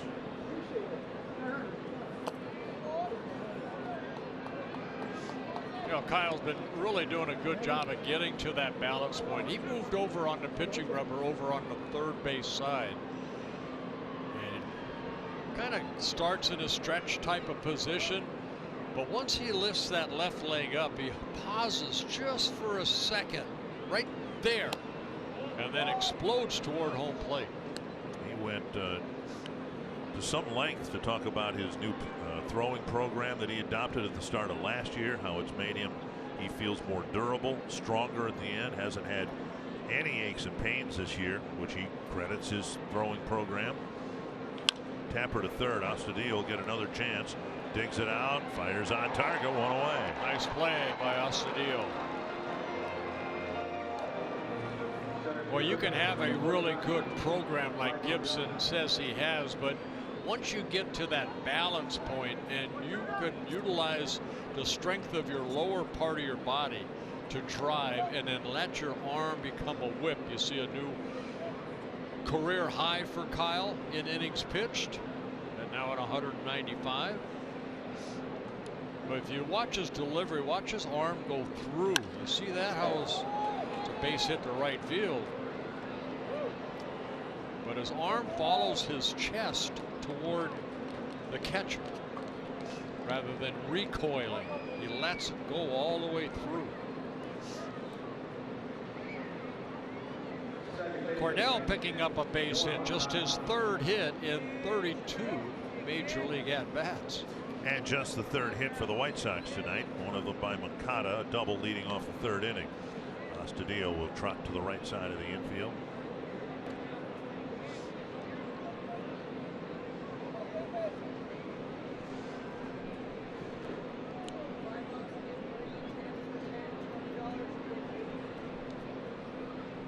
Half swing.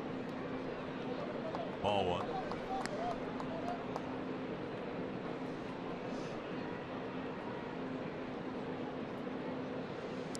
Tigers have tied up the Brewers 5-5 in the sixth inning. Outside now it's 2-0.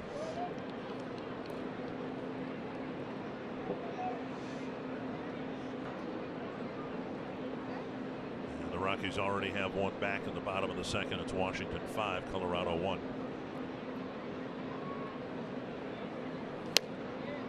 Good fastball away there. 94 miles an hour.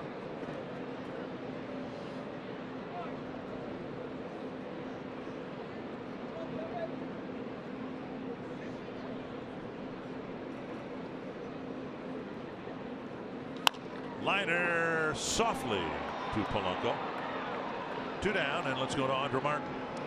Our big story tonight takes us to San Francisco, where Manny Machado's 8th inning triple scored the Dodgers' go-ahead run against the Giants. They'd add to it in the 9th inning to win this one 10-6, punching their ticket to the postseason for the 6th straight year. It's the longest active streak in baseball. They trail only to the Braves from 91 to 2005, who were 14 seasons straight in the postseason, and the 95 to 2007 Yankees, who made it 13 years in a row. So that means, of course, now we know who all is going to the playoffs. Just a matter of who will play who. We still have a couple days to figure that out, guys. I think that's a manager, Dave Roberts, yeah, right in the middle of it, starting it all. And Brian Dozier should have been in the middle of it. Of course, he went through it last year with the Twins. Good for them. I liked it better when they didn't wear the goggles, so you could see who it was. You see him, eyes burning. I still remember as a kid when the Twins clinched in Washington, D.C. back in 1965. Mudcat Grant was shaving cream like he had white curls in his hair and singing into the microphone.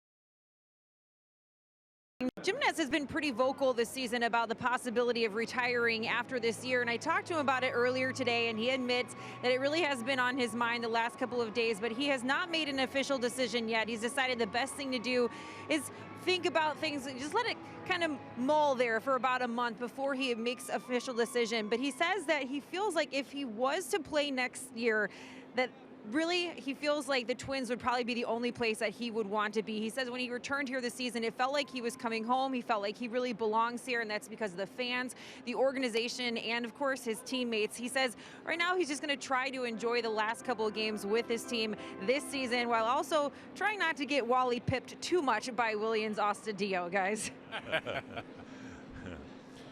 And I can imagine the contemplation of retirement for Chris has nothing to do with his time spent in the big leagues, but spending most of the summer in Des Moines and not being on a big league roster. That's what caused Bobby Wilson to contemplate retirement when he didn't make the Twins out of spring training this year. It's not the time you spent in the major leagues. It's the best lifestyle in the world for the players, but in the minor leagues it's a completely different story. Aaron Bummer pitching now for the White Sox. Yeah, Bummer making his 37th relief appearance in his second season with the White Sox. Yeah, you know, Jimenez signed by the Indians way back in 2004 out of University of Nevada, Reno. Been a game a long time. This is his 10th season in the at the major league level. Right. Of course, a lot of time in the minor leagues. That's tough. And it's a testament to the type of guy he is that the teams he has played for have brought him back. Texas brought him back. Cleveland brought him back. The Twins brought him back. Fouled back. He's with the Indians 3 different times, the Rangers a couple times, and now in his second stint with the Twins. Also started this season with a little bit of time with the Cubs.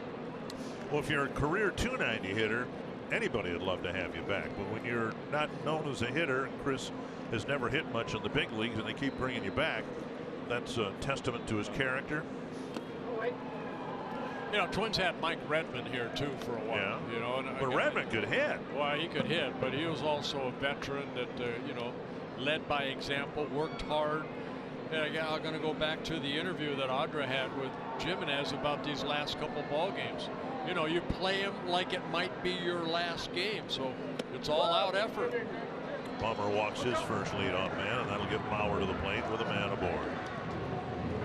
Yeah, we saw a good fastball by Bummer, also a slurve type breaking ball and a changeup.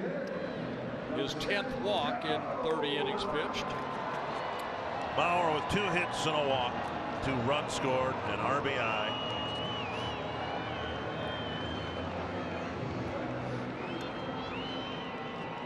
And I do think that there are quite a few more fans who are here tonight because of Bauer's possible retirement, and I suspect we'll see it again tomorrow afternoon. People will want to see one last time what I wanted to see down before the game today. Joe take batting practice one last time.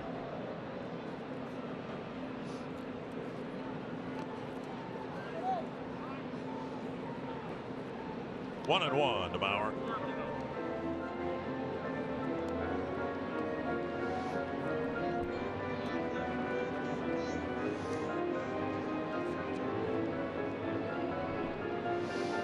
I got the opportunity to play the game for 23 years. I'll tell you what, it goes by fast. You think, you know, that it slows down. It does not. It goes faster as the longer you get in the game, stay in the game. I was talking with Paul Molitor about what he missed the most when he finally decided to retire. Before I give his answer, what was the thing you missed the most once you were away from it for a year or so? Doing what Bummer's doing right there on the mound, the competition, the competitiveness of being able to try to get a big league hitter out, and the camaraderie with the guys. You know, the fun you had, whether you're winning or losing, you're still 25 guys trying to have a goal of that to get the postseason. You know, and these Twins players, even in Oakland, I was kind of hoping that Oakland would not beat the Twins, but go to show the celebration in front of players. I like that. Backhanded nicely by Sanchez, and he will start a double play. Lauer hit the ball sharply, but a nice play turned in by Sanchez, and he turns it into a double play. Very nice play by Sanchez, getting that short hop. Joe again hitting the ball sharply. Sanchez, little spin around, good throw over to Moncada, and then the relay over to first. I never minded a team celebrating at the end of the year when you knew you weren't going. When I was with Cleveland for 5 years, we weren't going to go, but we had the opportunity to watch some teams celebrate. Yeah. It makes you want to go into that winter and do what they did the next year. Well, Paul singled out the first thing he said. What he missed most about the game was what you said, the one-on-one matchup. He was a hitter, you were a pitcher, but the confrontation, the challenge of trying to get a hit against a major league pitcher, and how everyone was different. You had to approach different pitchers in a different way. Paul, of course, supremely prepared, for all the games that he played, but that's what he said. And the reason I asked him, I mean, baseball is such a sensory sport. I mean, the sights, the sounds, the smells, I think more than any other sport, baseball, attacks your senses. At least I'm a baseball guy, so why wouldn't I say that? But the ballparks smell different. That sound we just heard, a fly ball to right. Polanco retired. Twins are done in the 5th. We go to the 6th. That got me drinking beer, that sound.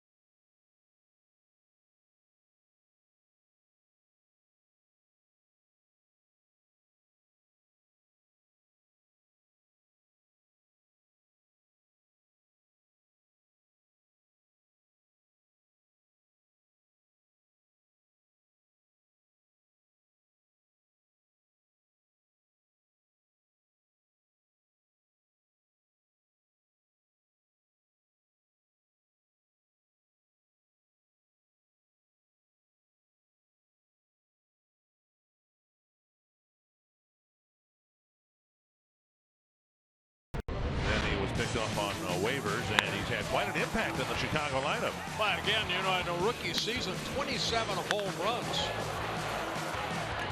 Showing off his power. And he did that for the Twins, too, in the minor leagues. In a couple of years with the Twins, he had 46 home runs between AA and AAA. He's walked and struck out so far here tonight. He takes ball 1. Originally signed by the Arizona Diamondbacks back in 2013 out of Georgia Tech. And played for the Twins in 2016 and 17 last year. Missing inside 2-0. He came over in the Chris Herman trade to the Twins. And now Chris Herman with the Seattle Mariners.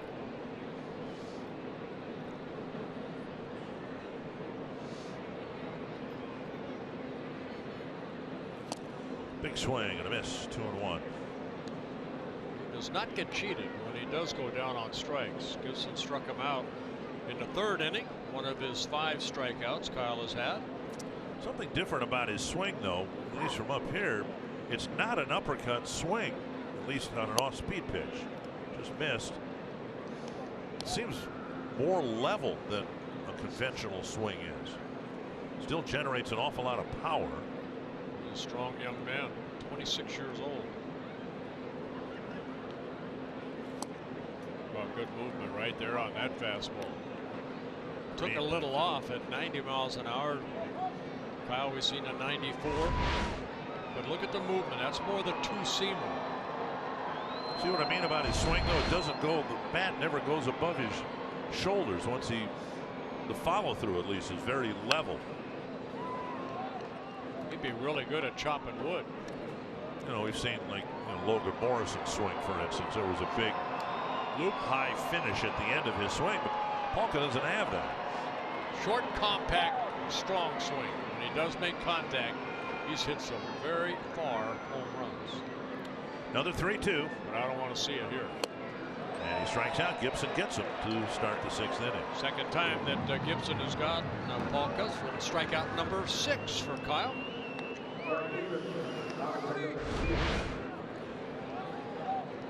Change up right there, looked like, or at 91, so something off that. Well, Gibson on the verge perhaps of winning his 10th game, and he's had a very respectable ERA, but this is even more impressive to me to look at what he has done in these 5 starts against playoff teams. All 3 of those teams winners of over 100 ball games, and Gibson pitched his best against the best, and that to me separates him from his year a few years ago when the other numbers were pretty much the same. He really tied up some very good lineups. Boston a couple times, Yankees a couple times. Pitched well against Oakland. 1-1.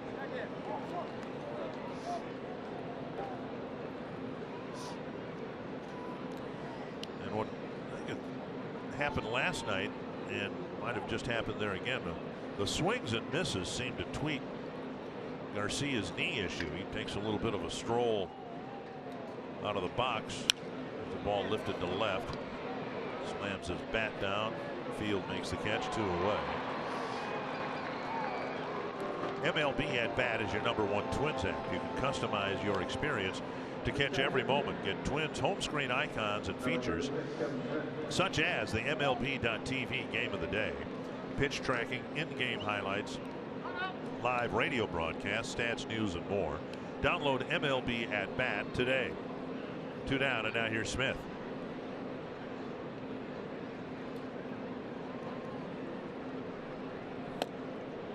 The ball.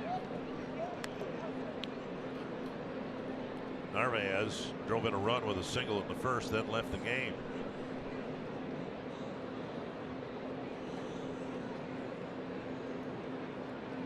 Swing and a miss, another breaking ball. Good slider right there by Gibson. These guys are picking on me, Dick. Okay, what's the problem? I don't know. Just give me a tough time back here. Checked his swing. I can't say any names. I'm not that way. I wasn't built that way. I can't. I'm not going to take anybody down with me. Do I want to know why you have dental floss in your hand? Because I have something in my tooth I can't get out. That's why you have dental floss.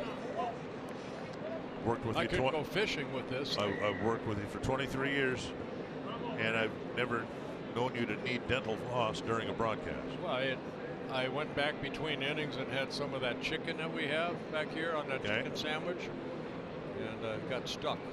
Foul back. And once this final out is recorded here, then I'll go use this dental floss. Try to get the chunk of meat that I feel sitting in my tooth. And you asked. I know. I know. I think what I said was, do I want to know? You could have said, no, you don't, and that would have been the end of it. 3-2. And now Smith takes a walk. And the third walk for Gibson, the first since the first inning. Tried to go fastball in, just missed inside. Matt Davidson is 0 for 2. See Kyle's pitch count at 94. 56 strikes, 38 balls. And you know, the first inning 26 pitches, then 10, 20, another 10, 12, and so far here 16 in the sixth.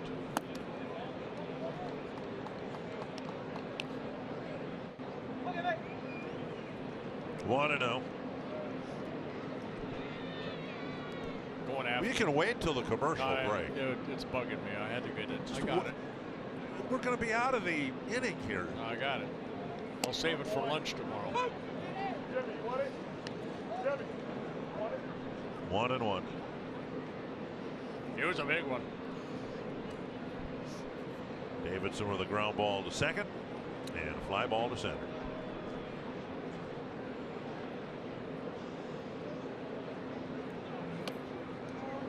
The pitch just missing.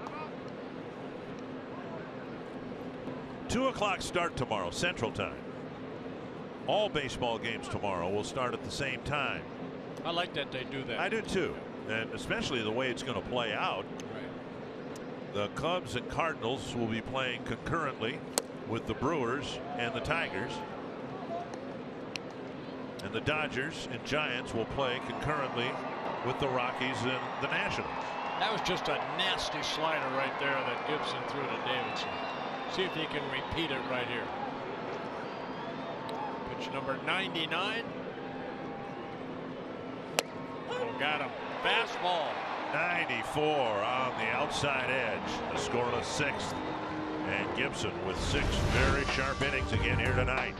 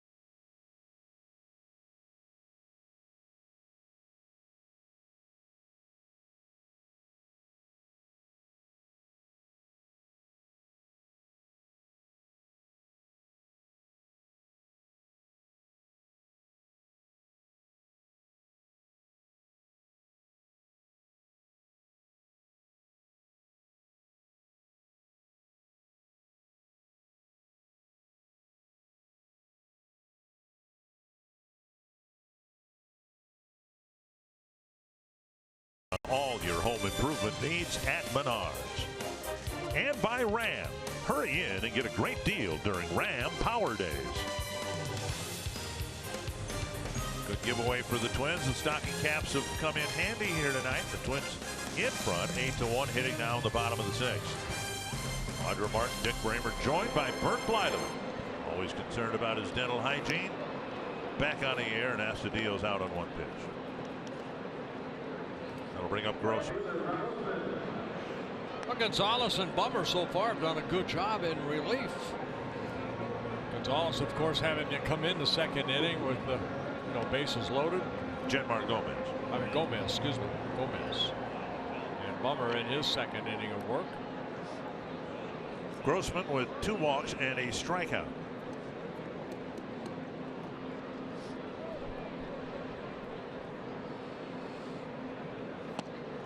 Inside, ball 1.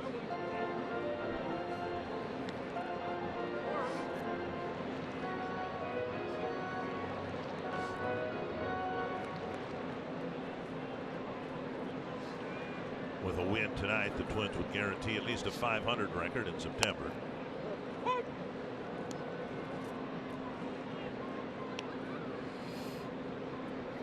Bummer, just 24 years old. His second season with the White Sox, made his major league debut in late July of last year. Hard throwing lefty. Tried to turn that fastball over. Went to the University of Nebraska. Signed in 2014 with the White Sox. Not sure when Darren Erstad took over the Nebraska program. Tap foul.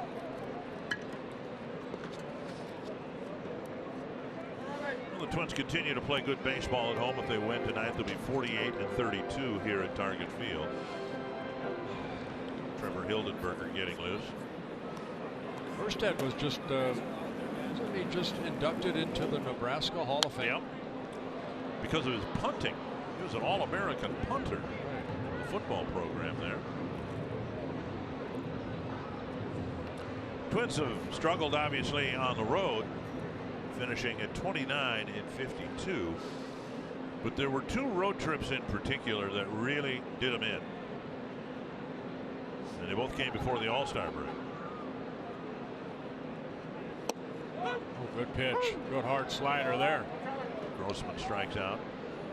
And Bummer picking up his first strikeout. Twins went 0-7 on a road trip through Tampa Bay and New York. Get another look at the check swing. Good pitch by Bummer. Lost all three in St. Petersburg, all four in New York. That came back in April.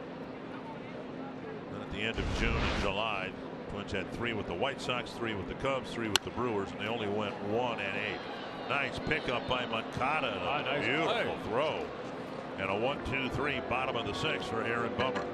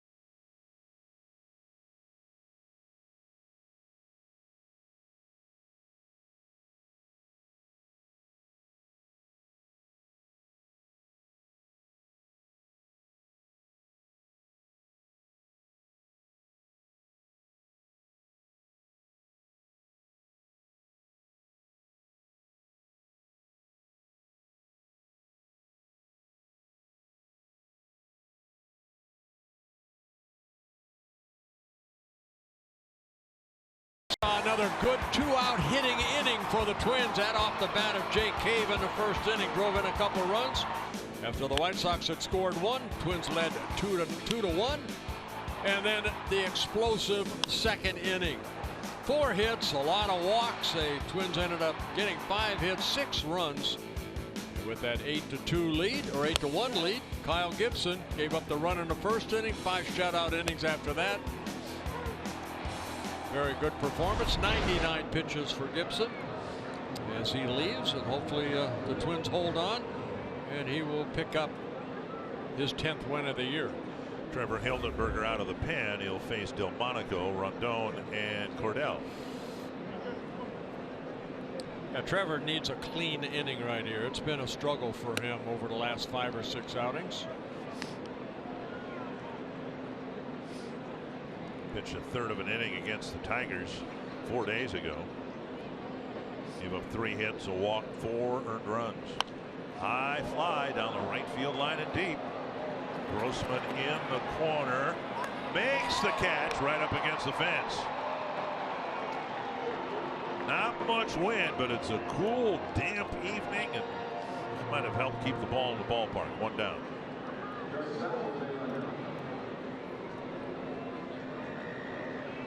A little bit of a breeze. Here's Rondon. Well, that's kind of been a sore spot for Hildenberger, the home runs allowed. He's allowed 12 home runs in 72 innings, making his 72nd relief appearance. Change up outside, ball one.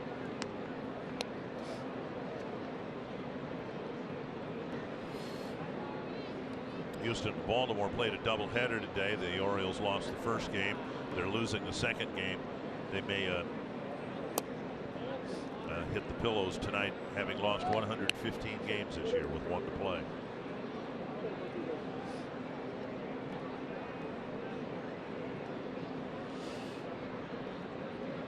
White Sox need to win tonight or tomorrow, or they will lose 100 games. Chopped back to the mound. An easy play for Hildenberger. 2 down.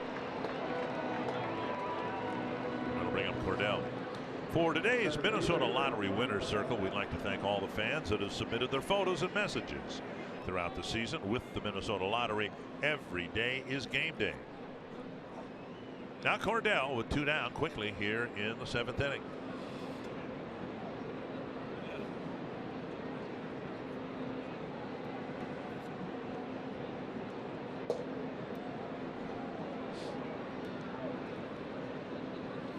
Strike on the outside corner.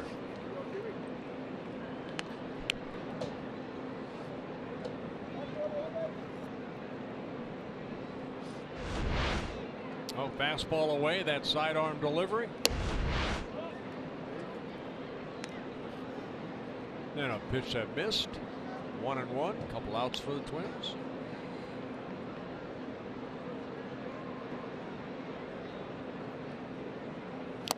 Out in front, 1-2.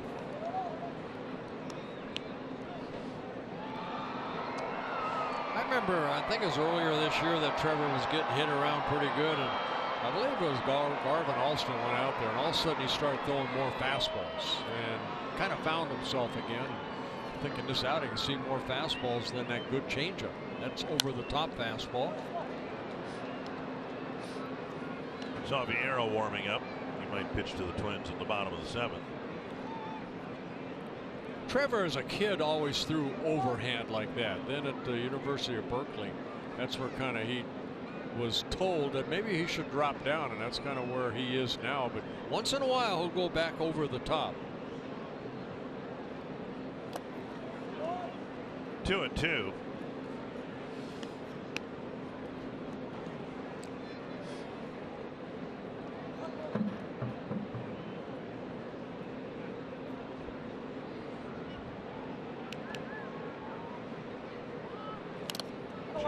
Just got a piece of it that stung Chris Jimenez. Trevor in his 2nd season with the Twins, 27 years old.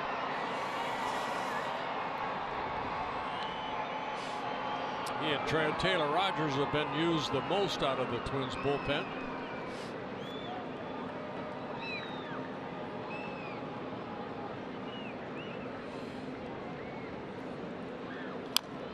Foul at the plate.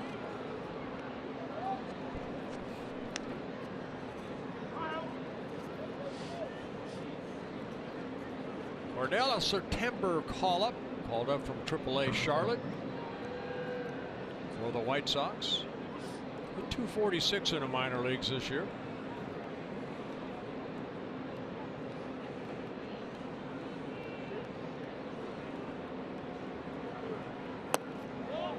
And a good take there. Now 3-2.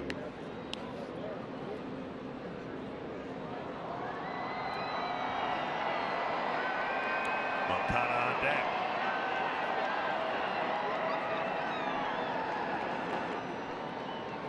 There, finally got him. A 1-2-3 7th inning for Hildenberger.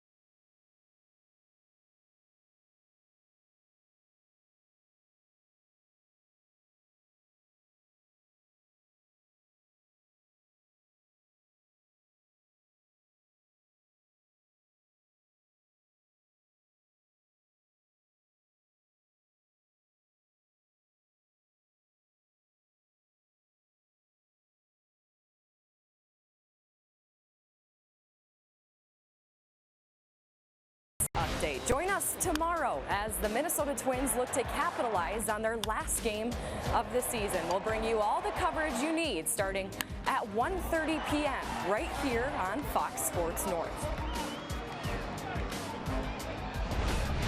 And I missed Twins baseball, and we still have a game and a half left here. Last game of the year tomorrow.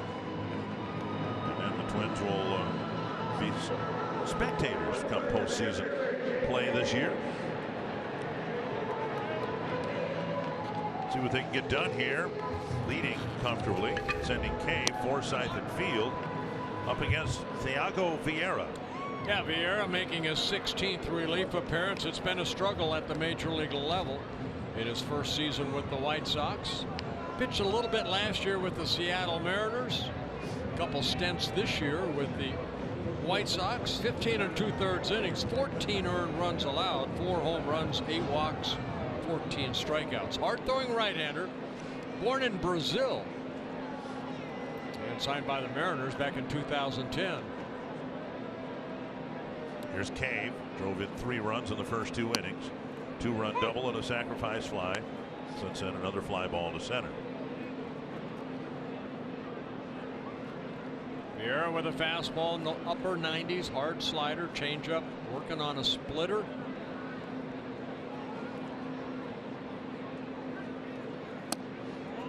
Down and in, a ball, 1-1. 12-man bullpen for the White Sox. Vieira will get the 7th inning. Twins hope there won't be a home team at bats in the 9th inning. I want to see another pitcher we haven't seen yet in this series, Ryan Burr. On a cool night. Yeah. Oh, watch out.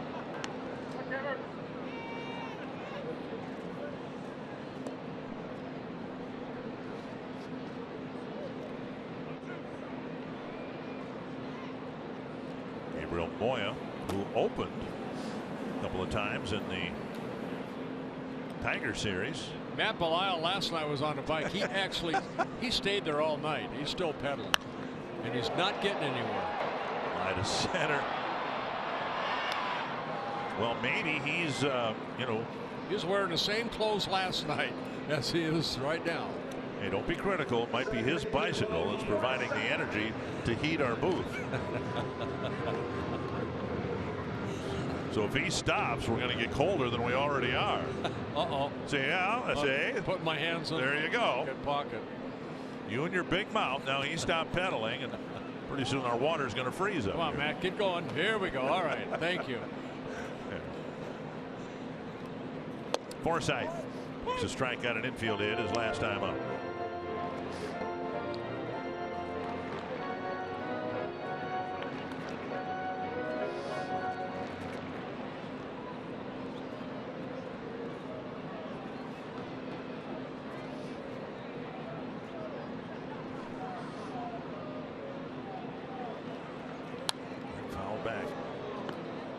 Yeah, we've seen Logan do that a lot. He's right on it, but he's just missing a little bit. A lot of hitters go through that, just maybe just getting underneath it a little bit. Just being not a hitter myself, but they could probably explain better why you work on it. Hopefully you get results and not miss that pitch. Might have been the split finger right there that he's been working on. Needs a little more work on it. He's got 6 wild pitches already and only 14 innings pitched coming into the ball game. But that's how you learn a pitch. He's ahead in the count. Go ahead and try it.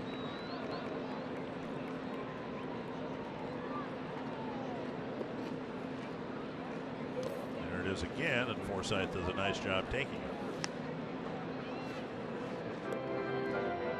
Now you go back to your fastball or your slider right here.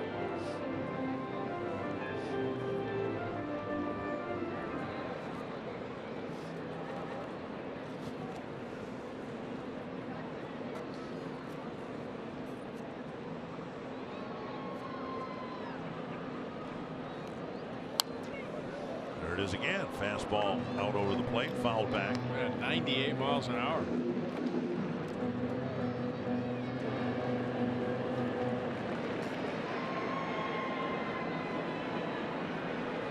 Field will hit next.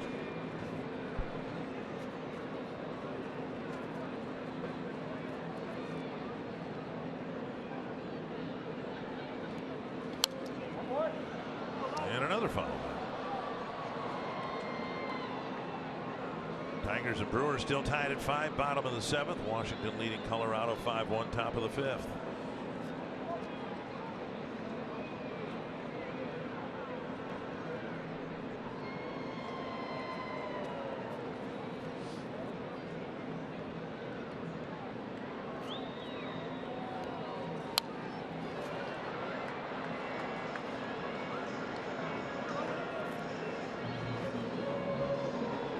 Two and two.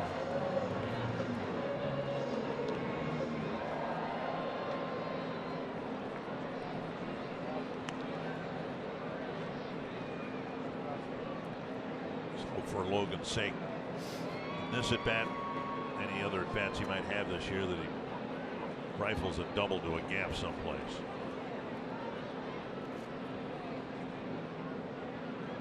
He's been getting fastballs. And he's been doing that, fouling them off.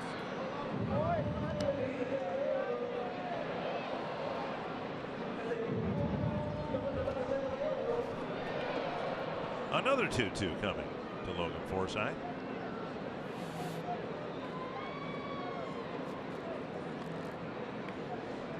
Vieira just 25 years old.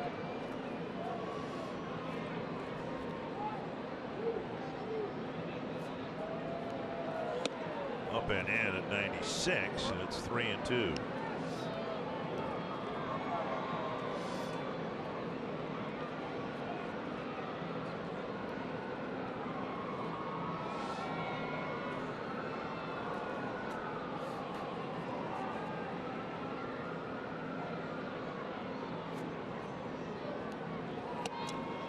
And he took ball 4. Well, was able to reach base anyway for the 2nd time in a row.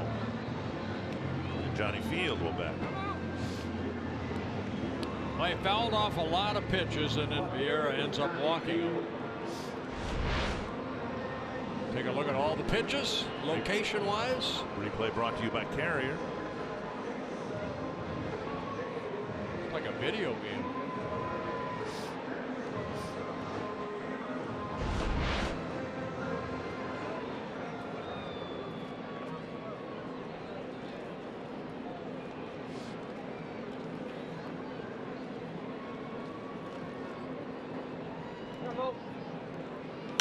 Field lifts it high to right field. Garcia's out there. Out number 2. And we'll bring up Chris Jimenez.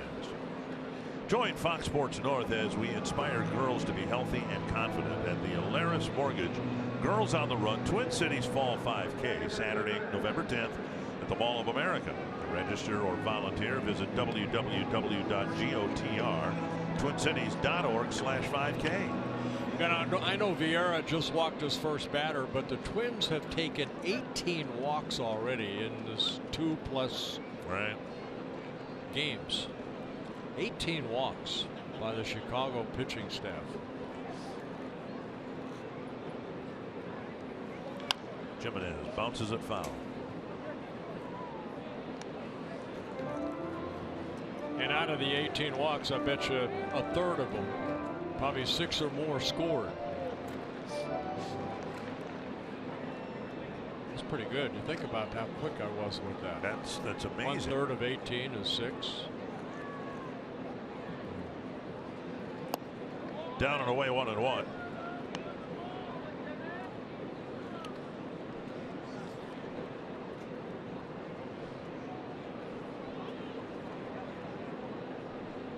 But then you see why this team may end up losing 100 games. All the walks that are issued by the pitching staff, a porous defensive ball club. 1-2.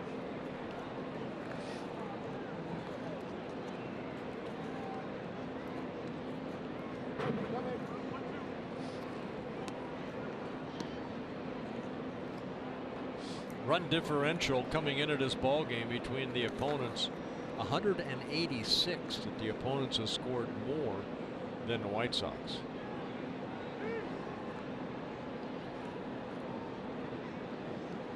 breaking ball, drilled foul.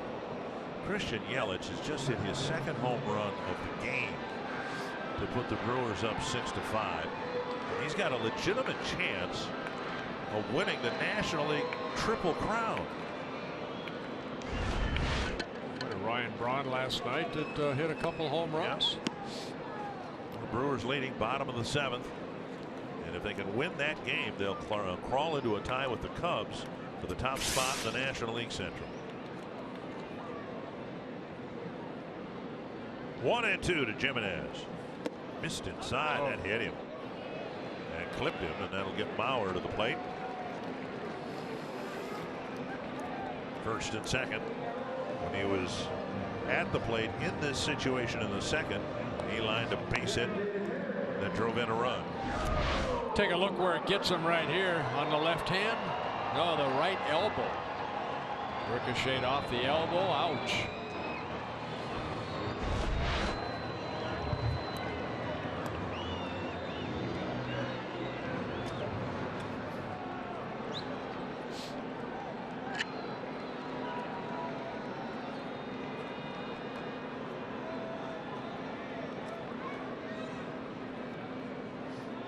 Here is Bauer. A walk, 2 singles, and a sharply hit ground ball double play. Oh, well, I beg your pardon. Strike one. StatCast AI powered by AWS. And very much cognizant of hitting the ball up the middle.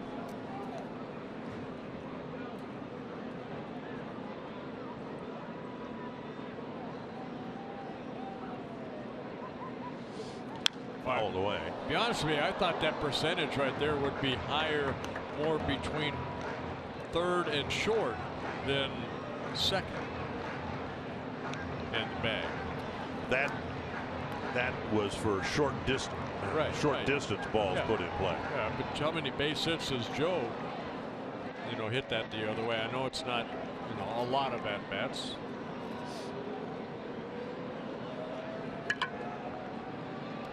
Two strikes to Bauer.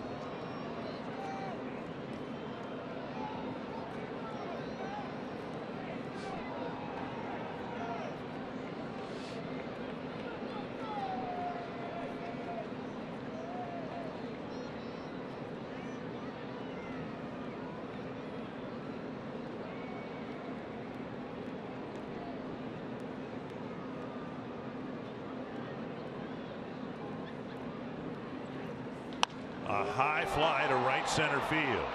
Garcia retreating to make the catch and end the inning. We head to the 8th.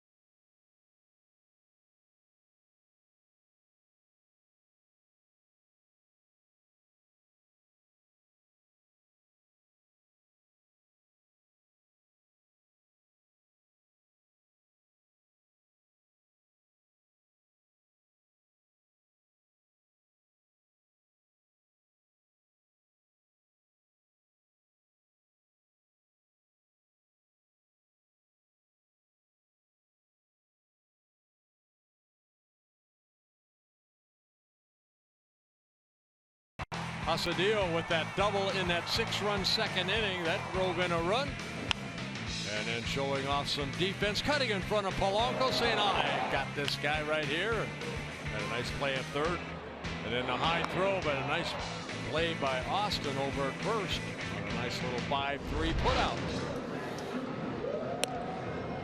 So Austin doing a good job, not only offensively, but making the plays defensively. Gregorio Petit will finish the game at second base. And Gabriel Moya will pitch to the White Sox in their 8th inning. It's been a while since he's been in this game this long. This late in the game, yeah. Of course, he was the opener for, I believe, what, 6 times? 4 times against the Tigers in a week and a half. They finally scored a run against him. He'll face Moncada, Sanchez, and Palka.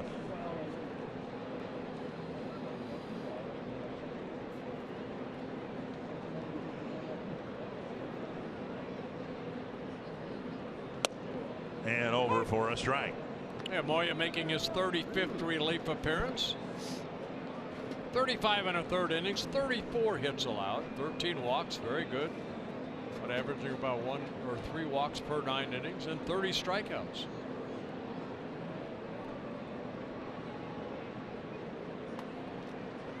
That's to the max now. Just a bit outside. Moya has a fastball. Good changeup. Slurve type breaking ball. And he'll tighten up on that from time to time. Just 23 years old. Out of Venezuela. Up the middle. But Petit is right there. 1 away. Bring up Sanchez. Target Field's become a top choice for families in Twins territory, celebrating birthdays, anniversaries, family celebrations of all kinds. You can schedule your special event in a fully catered Target Field hospitality space available for groups of 16 to over 250. You can learn more at twinsbaseball.com/groups or call 800-33-TWINS. Play the last game of the season tomorrow. And then we will open up at home in late March against the Indians. March 28th to be exact. Twins need to get in and out of town before the Final Four arrives here in the Twin Cities.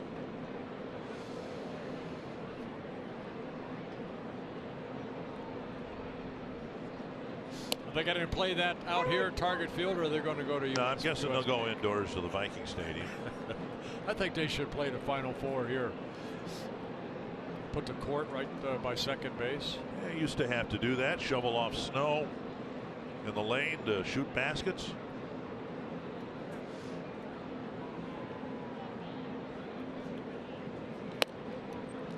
Outside, 1-2. It's interesting, of course, for fans to look ahead to next year and imagine what the team's going to look like. What moves will be made?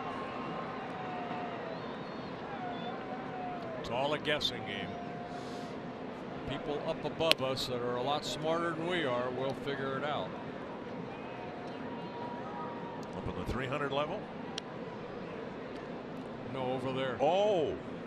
By the main office. In terms of corporate structure, the people who are above us. Yeah.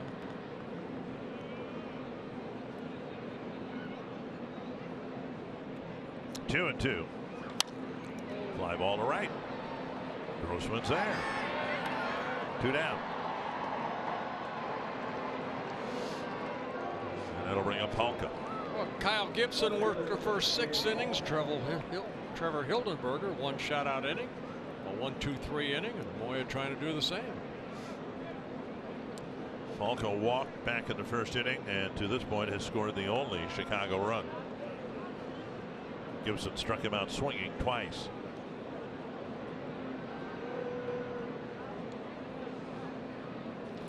Didn't mean to, and a dribbler, and Palka will get a base hit.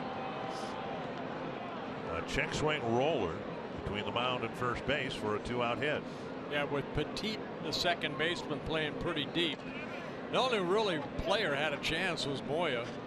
But again, left-handers have a tendency to fall toward that third baseline, and by the time he could react, the ball got by him. See his momentum. Now he's got to spin, turn around, and then the ball's by him in no man's land. An infield swinging bunt single.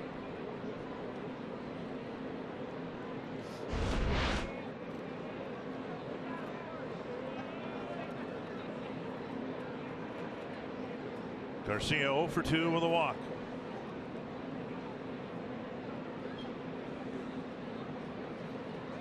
Big swing and a miss.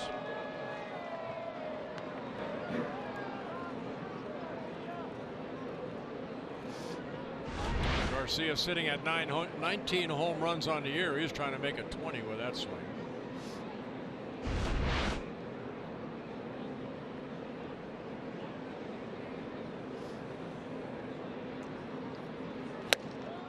And with that swing as well.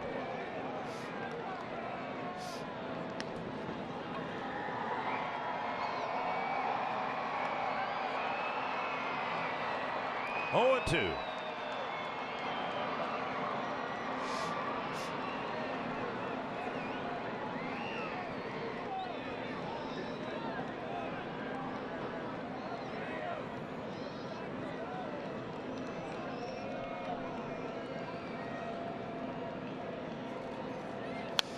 Back. Again, a 2 o'clock start tomorrow, whether you're coming to the game, just want to watch it on TV, whatever. All the baseball games tomorrow will start at the same time in the hopes that they all finish about the same time. And the critical games that will be played tomorrow could be for exciting viewing, listening. Moya's thrown Garcia 3 straight fastballs. A couple swung through. See if he throws him this changeup here.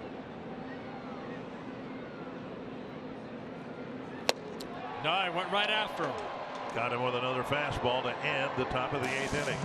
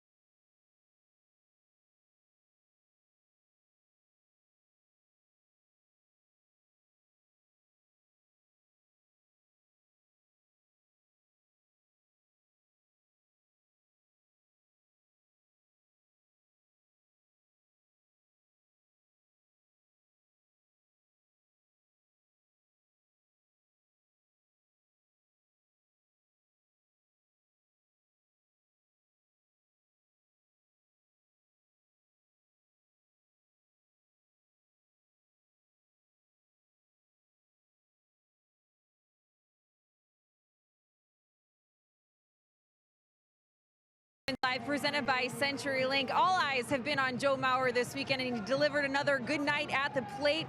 A couple big hits, especially with runners in scoring position like he does so well. We'll break it all down, and we'll talk about Kyle Gibson's night. He's set up for a win in his final outing of what's been a career season already for him. We'll take a look at his night, and we'll head into the clubhouse to hear from Paul Molitor. That's all coming your way after the game. Guys? All right, thank you, Audra. Jorge Polanco will lead off the Twins' 8th. The air is still out there. I'm not going to get Ryan Burr into the game, am I? Announced crowd 32,717. Nice crowd. 1-0 to Polanco.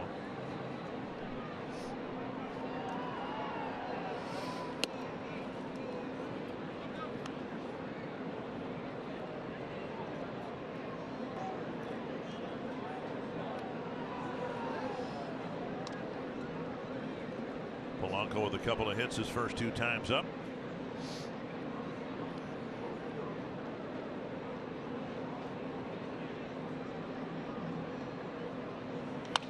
And right off the end of the bat, kind of a frisbee into center field, but they'll take it.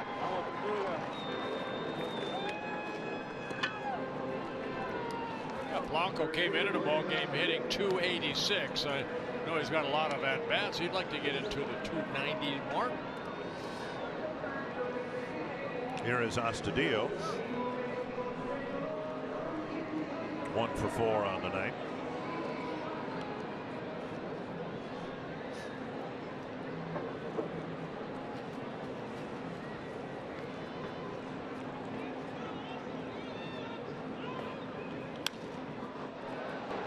And that'll find some outfield grass. First and second, nobody out. Neither ball hit particularly well. He kind of jammed himself, but strong enough to hit it into short left field, jumping on that first pitch. Vieira in his second inning of relief. Fastball. And to look where that pitch was, that's kind of the pitch that Castellanos did off of Hildenberger, that far inside. But he hit it up the middle. Exit velocity of modest 67 miles per hour. Here's Grossman. 2 walks, 2 strikeouts. And ball 1. Just check the weather forecast for tomorrow. I would imagine there's some of you who might be interested in coming to the ball game tomorrow and see what might be Joe Mauer's last game as a Twin. And the temps supposed to be in the low 50s come game time. Not much of a chance of rain. Oh, good. Because they were calling for rain. Like 20% according to my weather app, a 20% chance of rain. Remember back in 1999, the Twins ended up in Chicago. Game ended up in a tie. Right, 1-1 in the 7th inning. The final game of the season.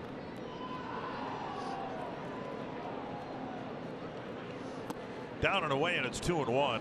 I thought of that game as I was listening today to the forecast, and they said chance of rain tomorrow, and I thought, I had to ask some people exactly when that was. I know it was a while ago. The more concern, of course, is the weather in Chicago, in Colorado. Less of a concern in Milwaukee because of the retractable roof. I don't even think it's possible, is it, for it to rain in San Francisco this time of the year? I hope not.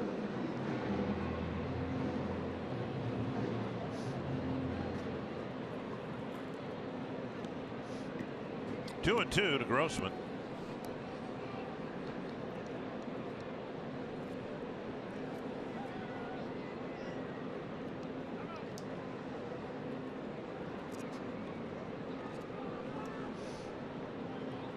And Nationals up 6-1 over the Rockies, top of the 6th inning. Rockies are going to have to rally. And now 3 and 2 with Austin on deck. Remember, we had a pitcher here, Samuel Deduno. Yeah. He reminds me a little bit about like him. You know, he throws hard, but kind of all over the place. And Deduno had a splitter that he was working on. Here, a little stockier than Deduno was. Yeah. And Grossman, foul tip. Catcher hangs on. That's out number 2. Or out number 1, I should say. And that'll bring up Austin. Robbie striking out for the first time tonight. Couple walks and 3 strikeouts. Vieira picking up his first strikeout in relief in the 2nd inning.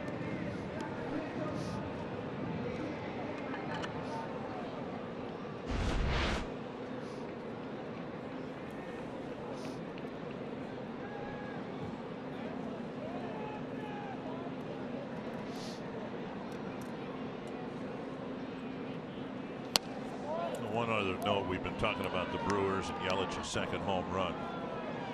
Right now he's leading the National League in hitting at .324. Brewers have never had a batting champion. He's tied with Matt Carpenter for the National League lead in home runs with 36. And he's got 109 runs batted in, 2 short of Javi Baez's league lead.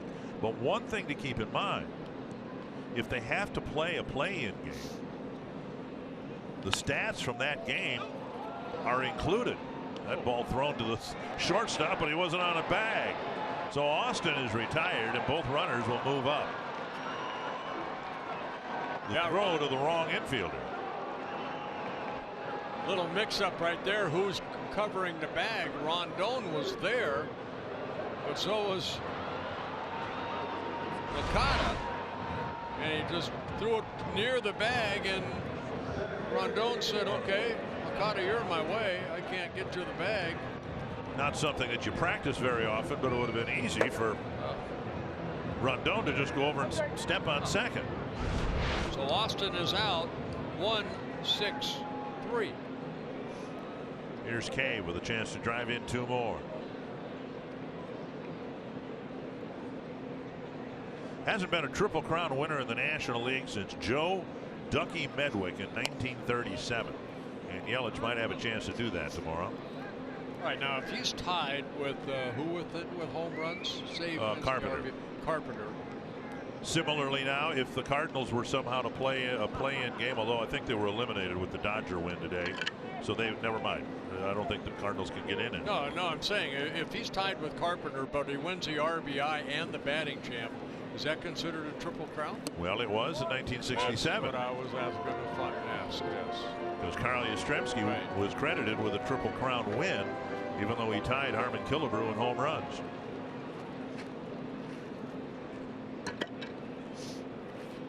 I knew that. That's why I asked. Okay.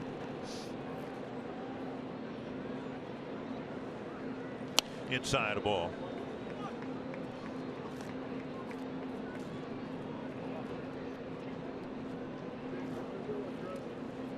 .39th pitch for Vieira. 23 strikes, 15 balls, 1 walk, 1 strikeout. He hit a batter, Jimenez, last inning.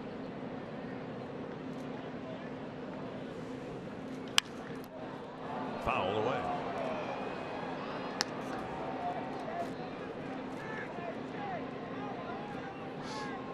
Seems like it's getting colder in the booth. Well, now we know why. Belisle's not on the bike, generating heat for our booth. Well, I tell you what, his legs are going to be ready to come in. Let's get that arm ready. Starting to fire in here pretty soon.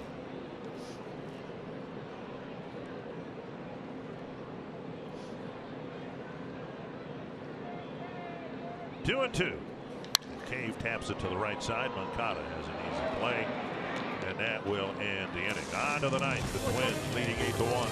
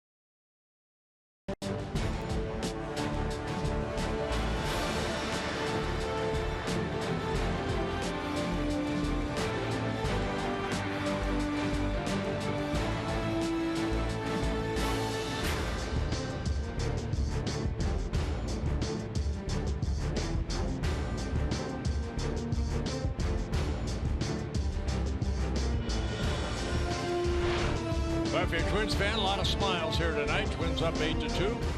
Excuse me, 8-1. This copyrighted telecast presented by authority of the Minnesota Twins and may not be reproduced or retransmitted in any form, and the accounts and descriptions of this game may not be disseminated without the express written consent of the Minnesota Twins, LLC.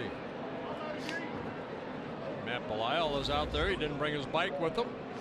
He will pitch the 9th inning. Making his 32nd relief appearance overall between the Indians and the Twins. Starting with Kevin Smith. Grounded toward the hole, through the hole, a first pitch single.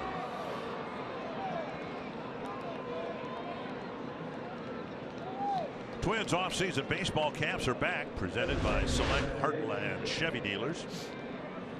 Camps provide players an opportunity to continue developing their skills as well as prepare for tryouts and the start of a new season. 5 to 10 hours of instruction available. For a full schedule and registration, visit twinsbaseball.com/training.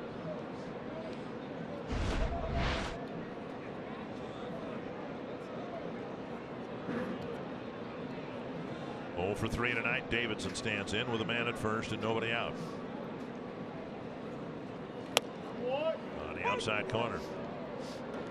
When asked if he wanted to continue playing baseball, Belisle said, heck yeah. He's tried to tinker mechanically to pitch from a different arm slot. Yeah, you can see he used to be more 3/4. Now he's more not real sidearm, but just kind of like somewhere right in between. 38 years old. Signed by the Braves back in 1998. Half swing. I think he went. Nope.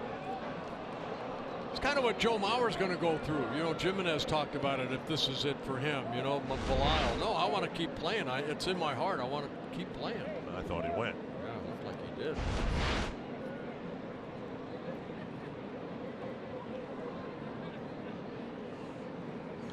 Big pop-up near the Chicago dugout. Watch out.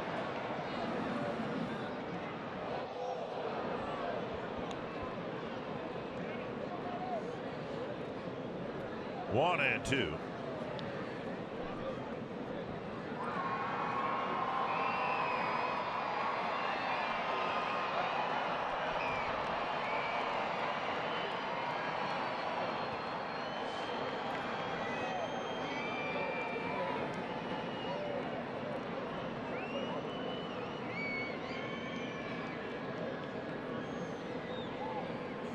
Foul back. Belisle's velocity has been topping out right about where you saw it there. 91. That's about as hot as his fastball gets. Got to rely on like that pitch right there. He left it up. Davidson hit it straight back. You got to make a better pitch than that. Got to get the ball down. Maybe a little sink. Trying to go in right here. And a ground ball, but hit through the hole on the right side. Pair of singles here to start the 9th inning.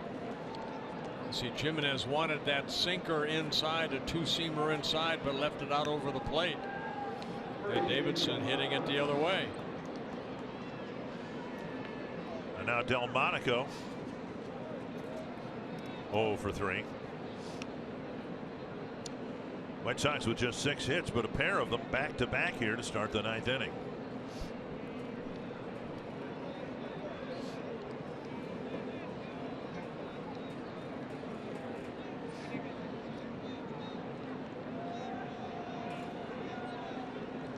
Time called, and Belisle and Jimenez want to compare thoughts. Well, runner at second base. What sign are they using? Matt last pitched here on Wednesday against the Tigers in the Twins' 11-4 win. A shutout 9th inning. Trying to do that here.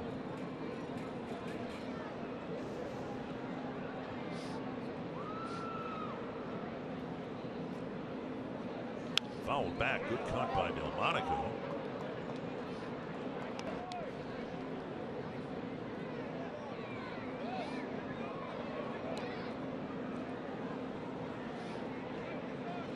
See, the angle that Matt has now, in my opinion, throwing almost sidearm. It's hard to throw a breaking ball. It almost has to be like a sweeping breaking ball. Snagged. Out number 2. And nearly a triple play. I think Belisle caught that in the air, didn't he? Or was it on the first hop? Got it on the first hop. So they got 1 out, and that's it. Well, that ball was hit so hard that when Belisle turned to throw to second, Polanco was not quite there yet.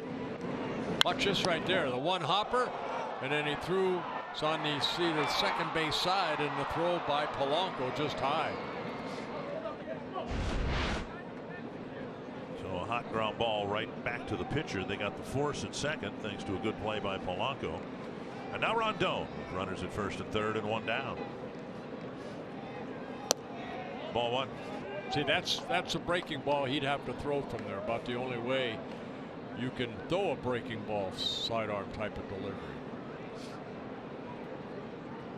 More of a slurve type breaking ball.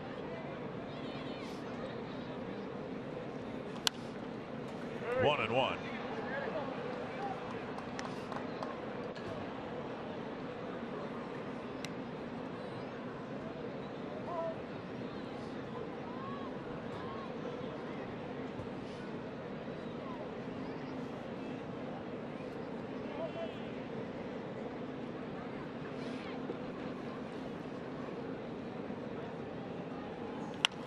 Oh. And Belisle fires up the line to Austin. And a run will score. And it was hit right back to his midsection, and now Rondon is hurt. He had a collision with Austin.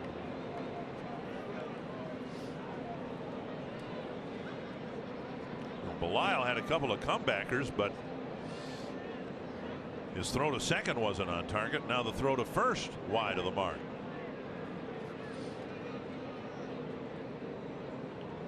Ball looked like it hit Belisle right in the gut. Smith scoring. It's 8-2. And concern for Rondon. Still lying on the ground. Take a look at what happened at first base with Belisle's throw sailing in to the runner. Could have been either his right or his left ankle. I'm not sure he touched the base, did he? Well, take a look right here. See the throw in the runner Rondon off the tip of the glove. Right there, the left ankle. And he hit the side of the bag with his right.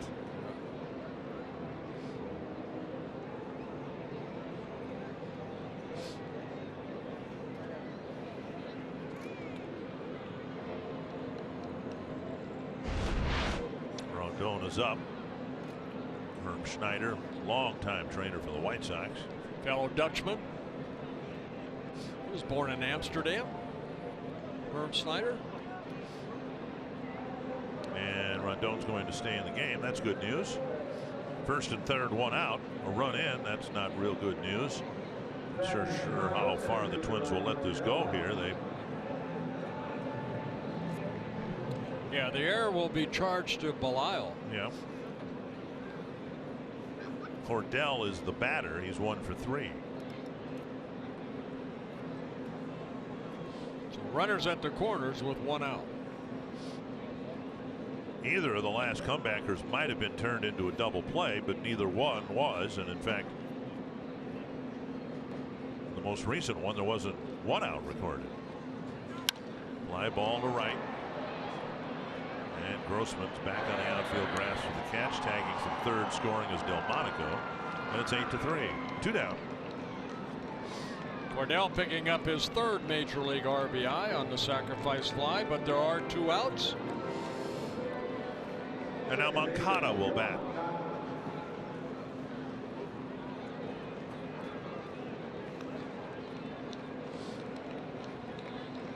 Just lightly tossing in case things rapidly spin out of control here.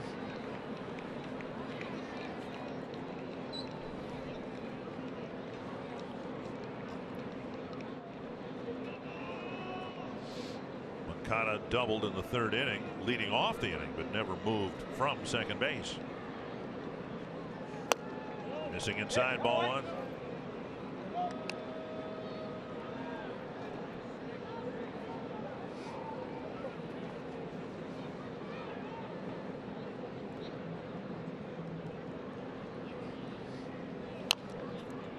Fouled off a foot. Now Moncada's feeling some pain.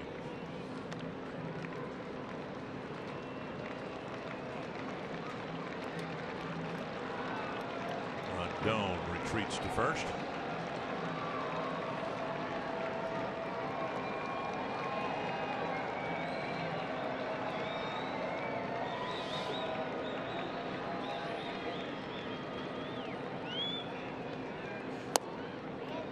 Two and one.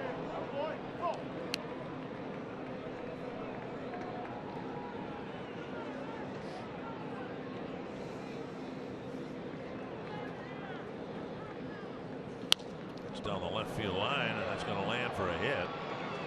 Rondon running okay. He'll gain third base on a double by Moncada, his second double of the game. And the White Sox are one successful plate appearance away from creating a save situation for Rogers. Moncada just got a pitch away and just went that way with it. Take a look at the pitch, outer half of the plate. Just sliced it down into that corner. Johnny Field has to go retrieve it, get it in. Runners at second and third with 2 outs. The rule for a save situation is the tying run has to be in the on deck circle. So even though the lead is 5 runs, you go, well, what's the big deal? If Sanchez were to walk here, then it would be a save situation for the next pitcher. It would not be a save situation for Belisle because you can't pitch yourself into a save situation. You can pitch a teammate into one, and Belisle doesn't want to do that. You don't want to do that. I don't want him to do that. Need one of those sacrifice slides. That's what we need. Ahead now, 0-2.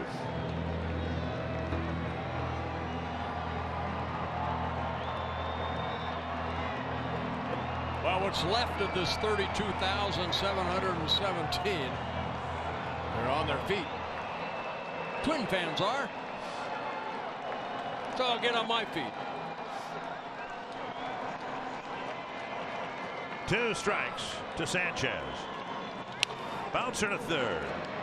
Astudillo over to Austin, and the Twins have won this series with a doubleheader sweep yesterday and a win here tonight. Well, it all starts with pitching. Good hitting by the Twins. Yeah, they opened up the game in the 2nd inning by scoring 6 runs, but Kyle Gibson, 6 very good innings, got the win. Bottom line, Tom Hanneman, the Twins tonight picked up win number 77. Dick, the Twins are closing out a disappointing season with some encouraging performances. 5 consecutive wins now following this one. Up next on Twins Live, presented by CenturyLink. More on Joe Mauer's night and Kyle Gibson with a big performance.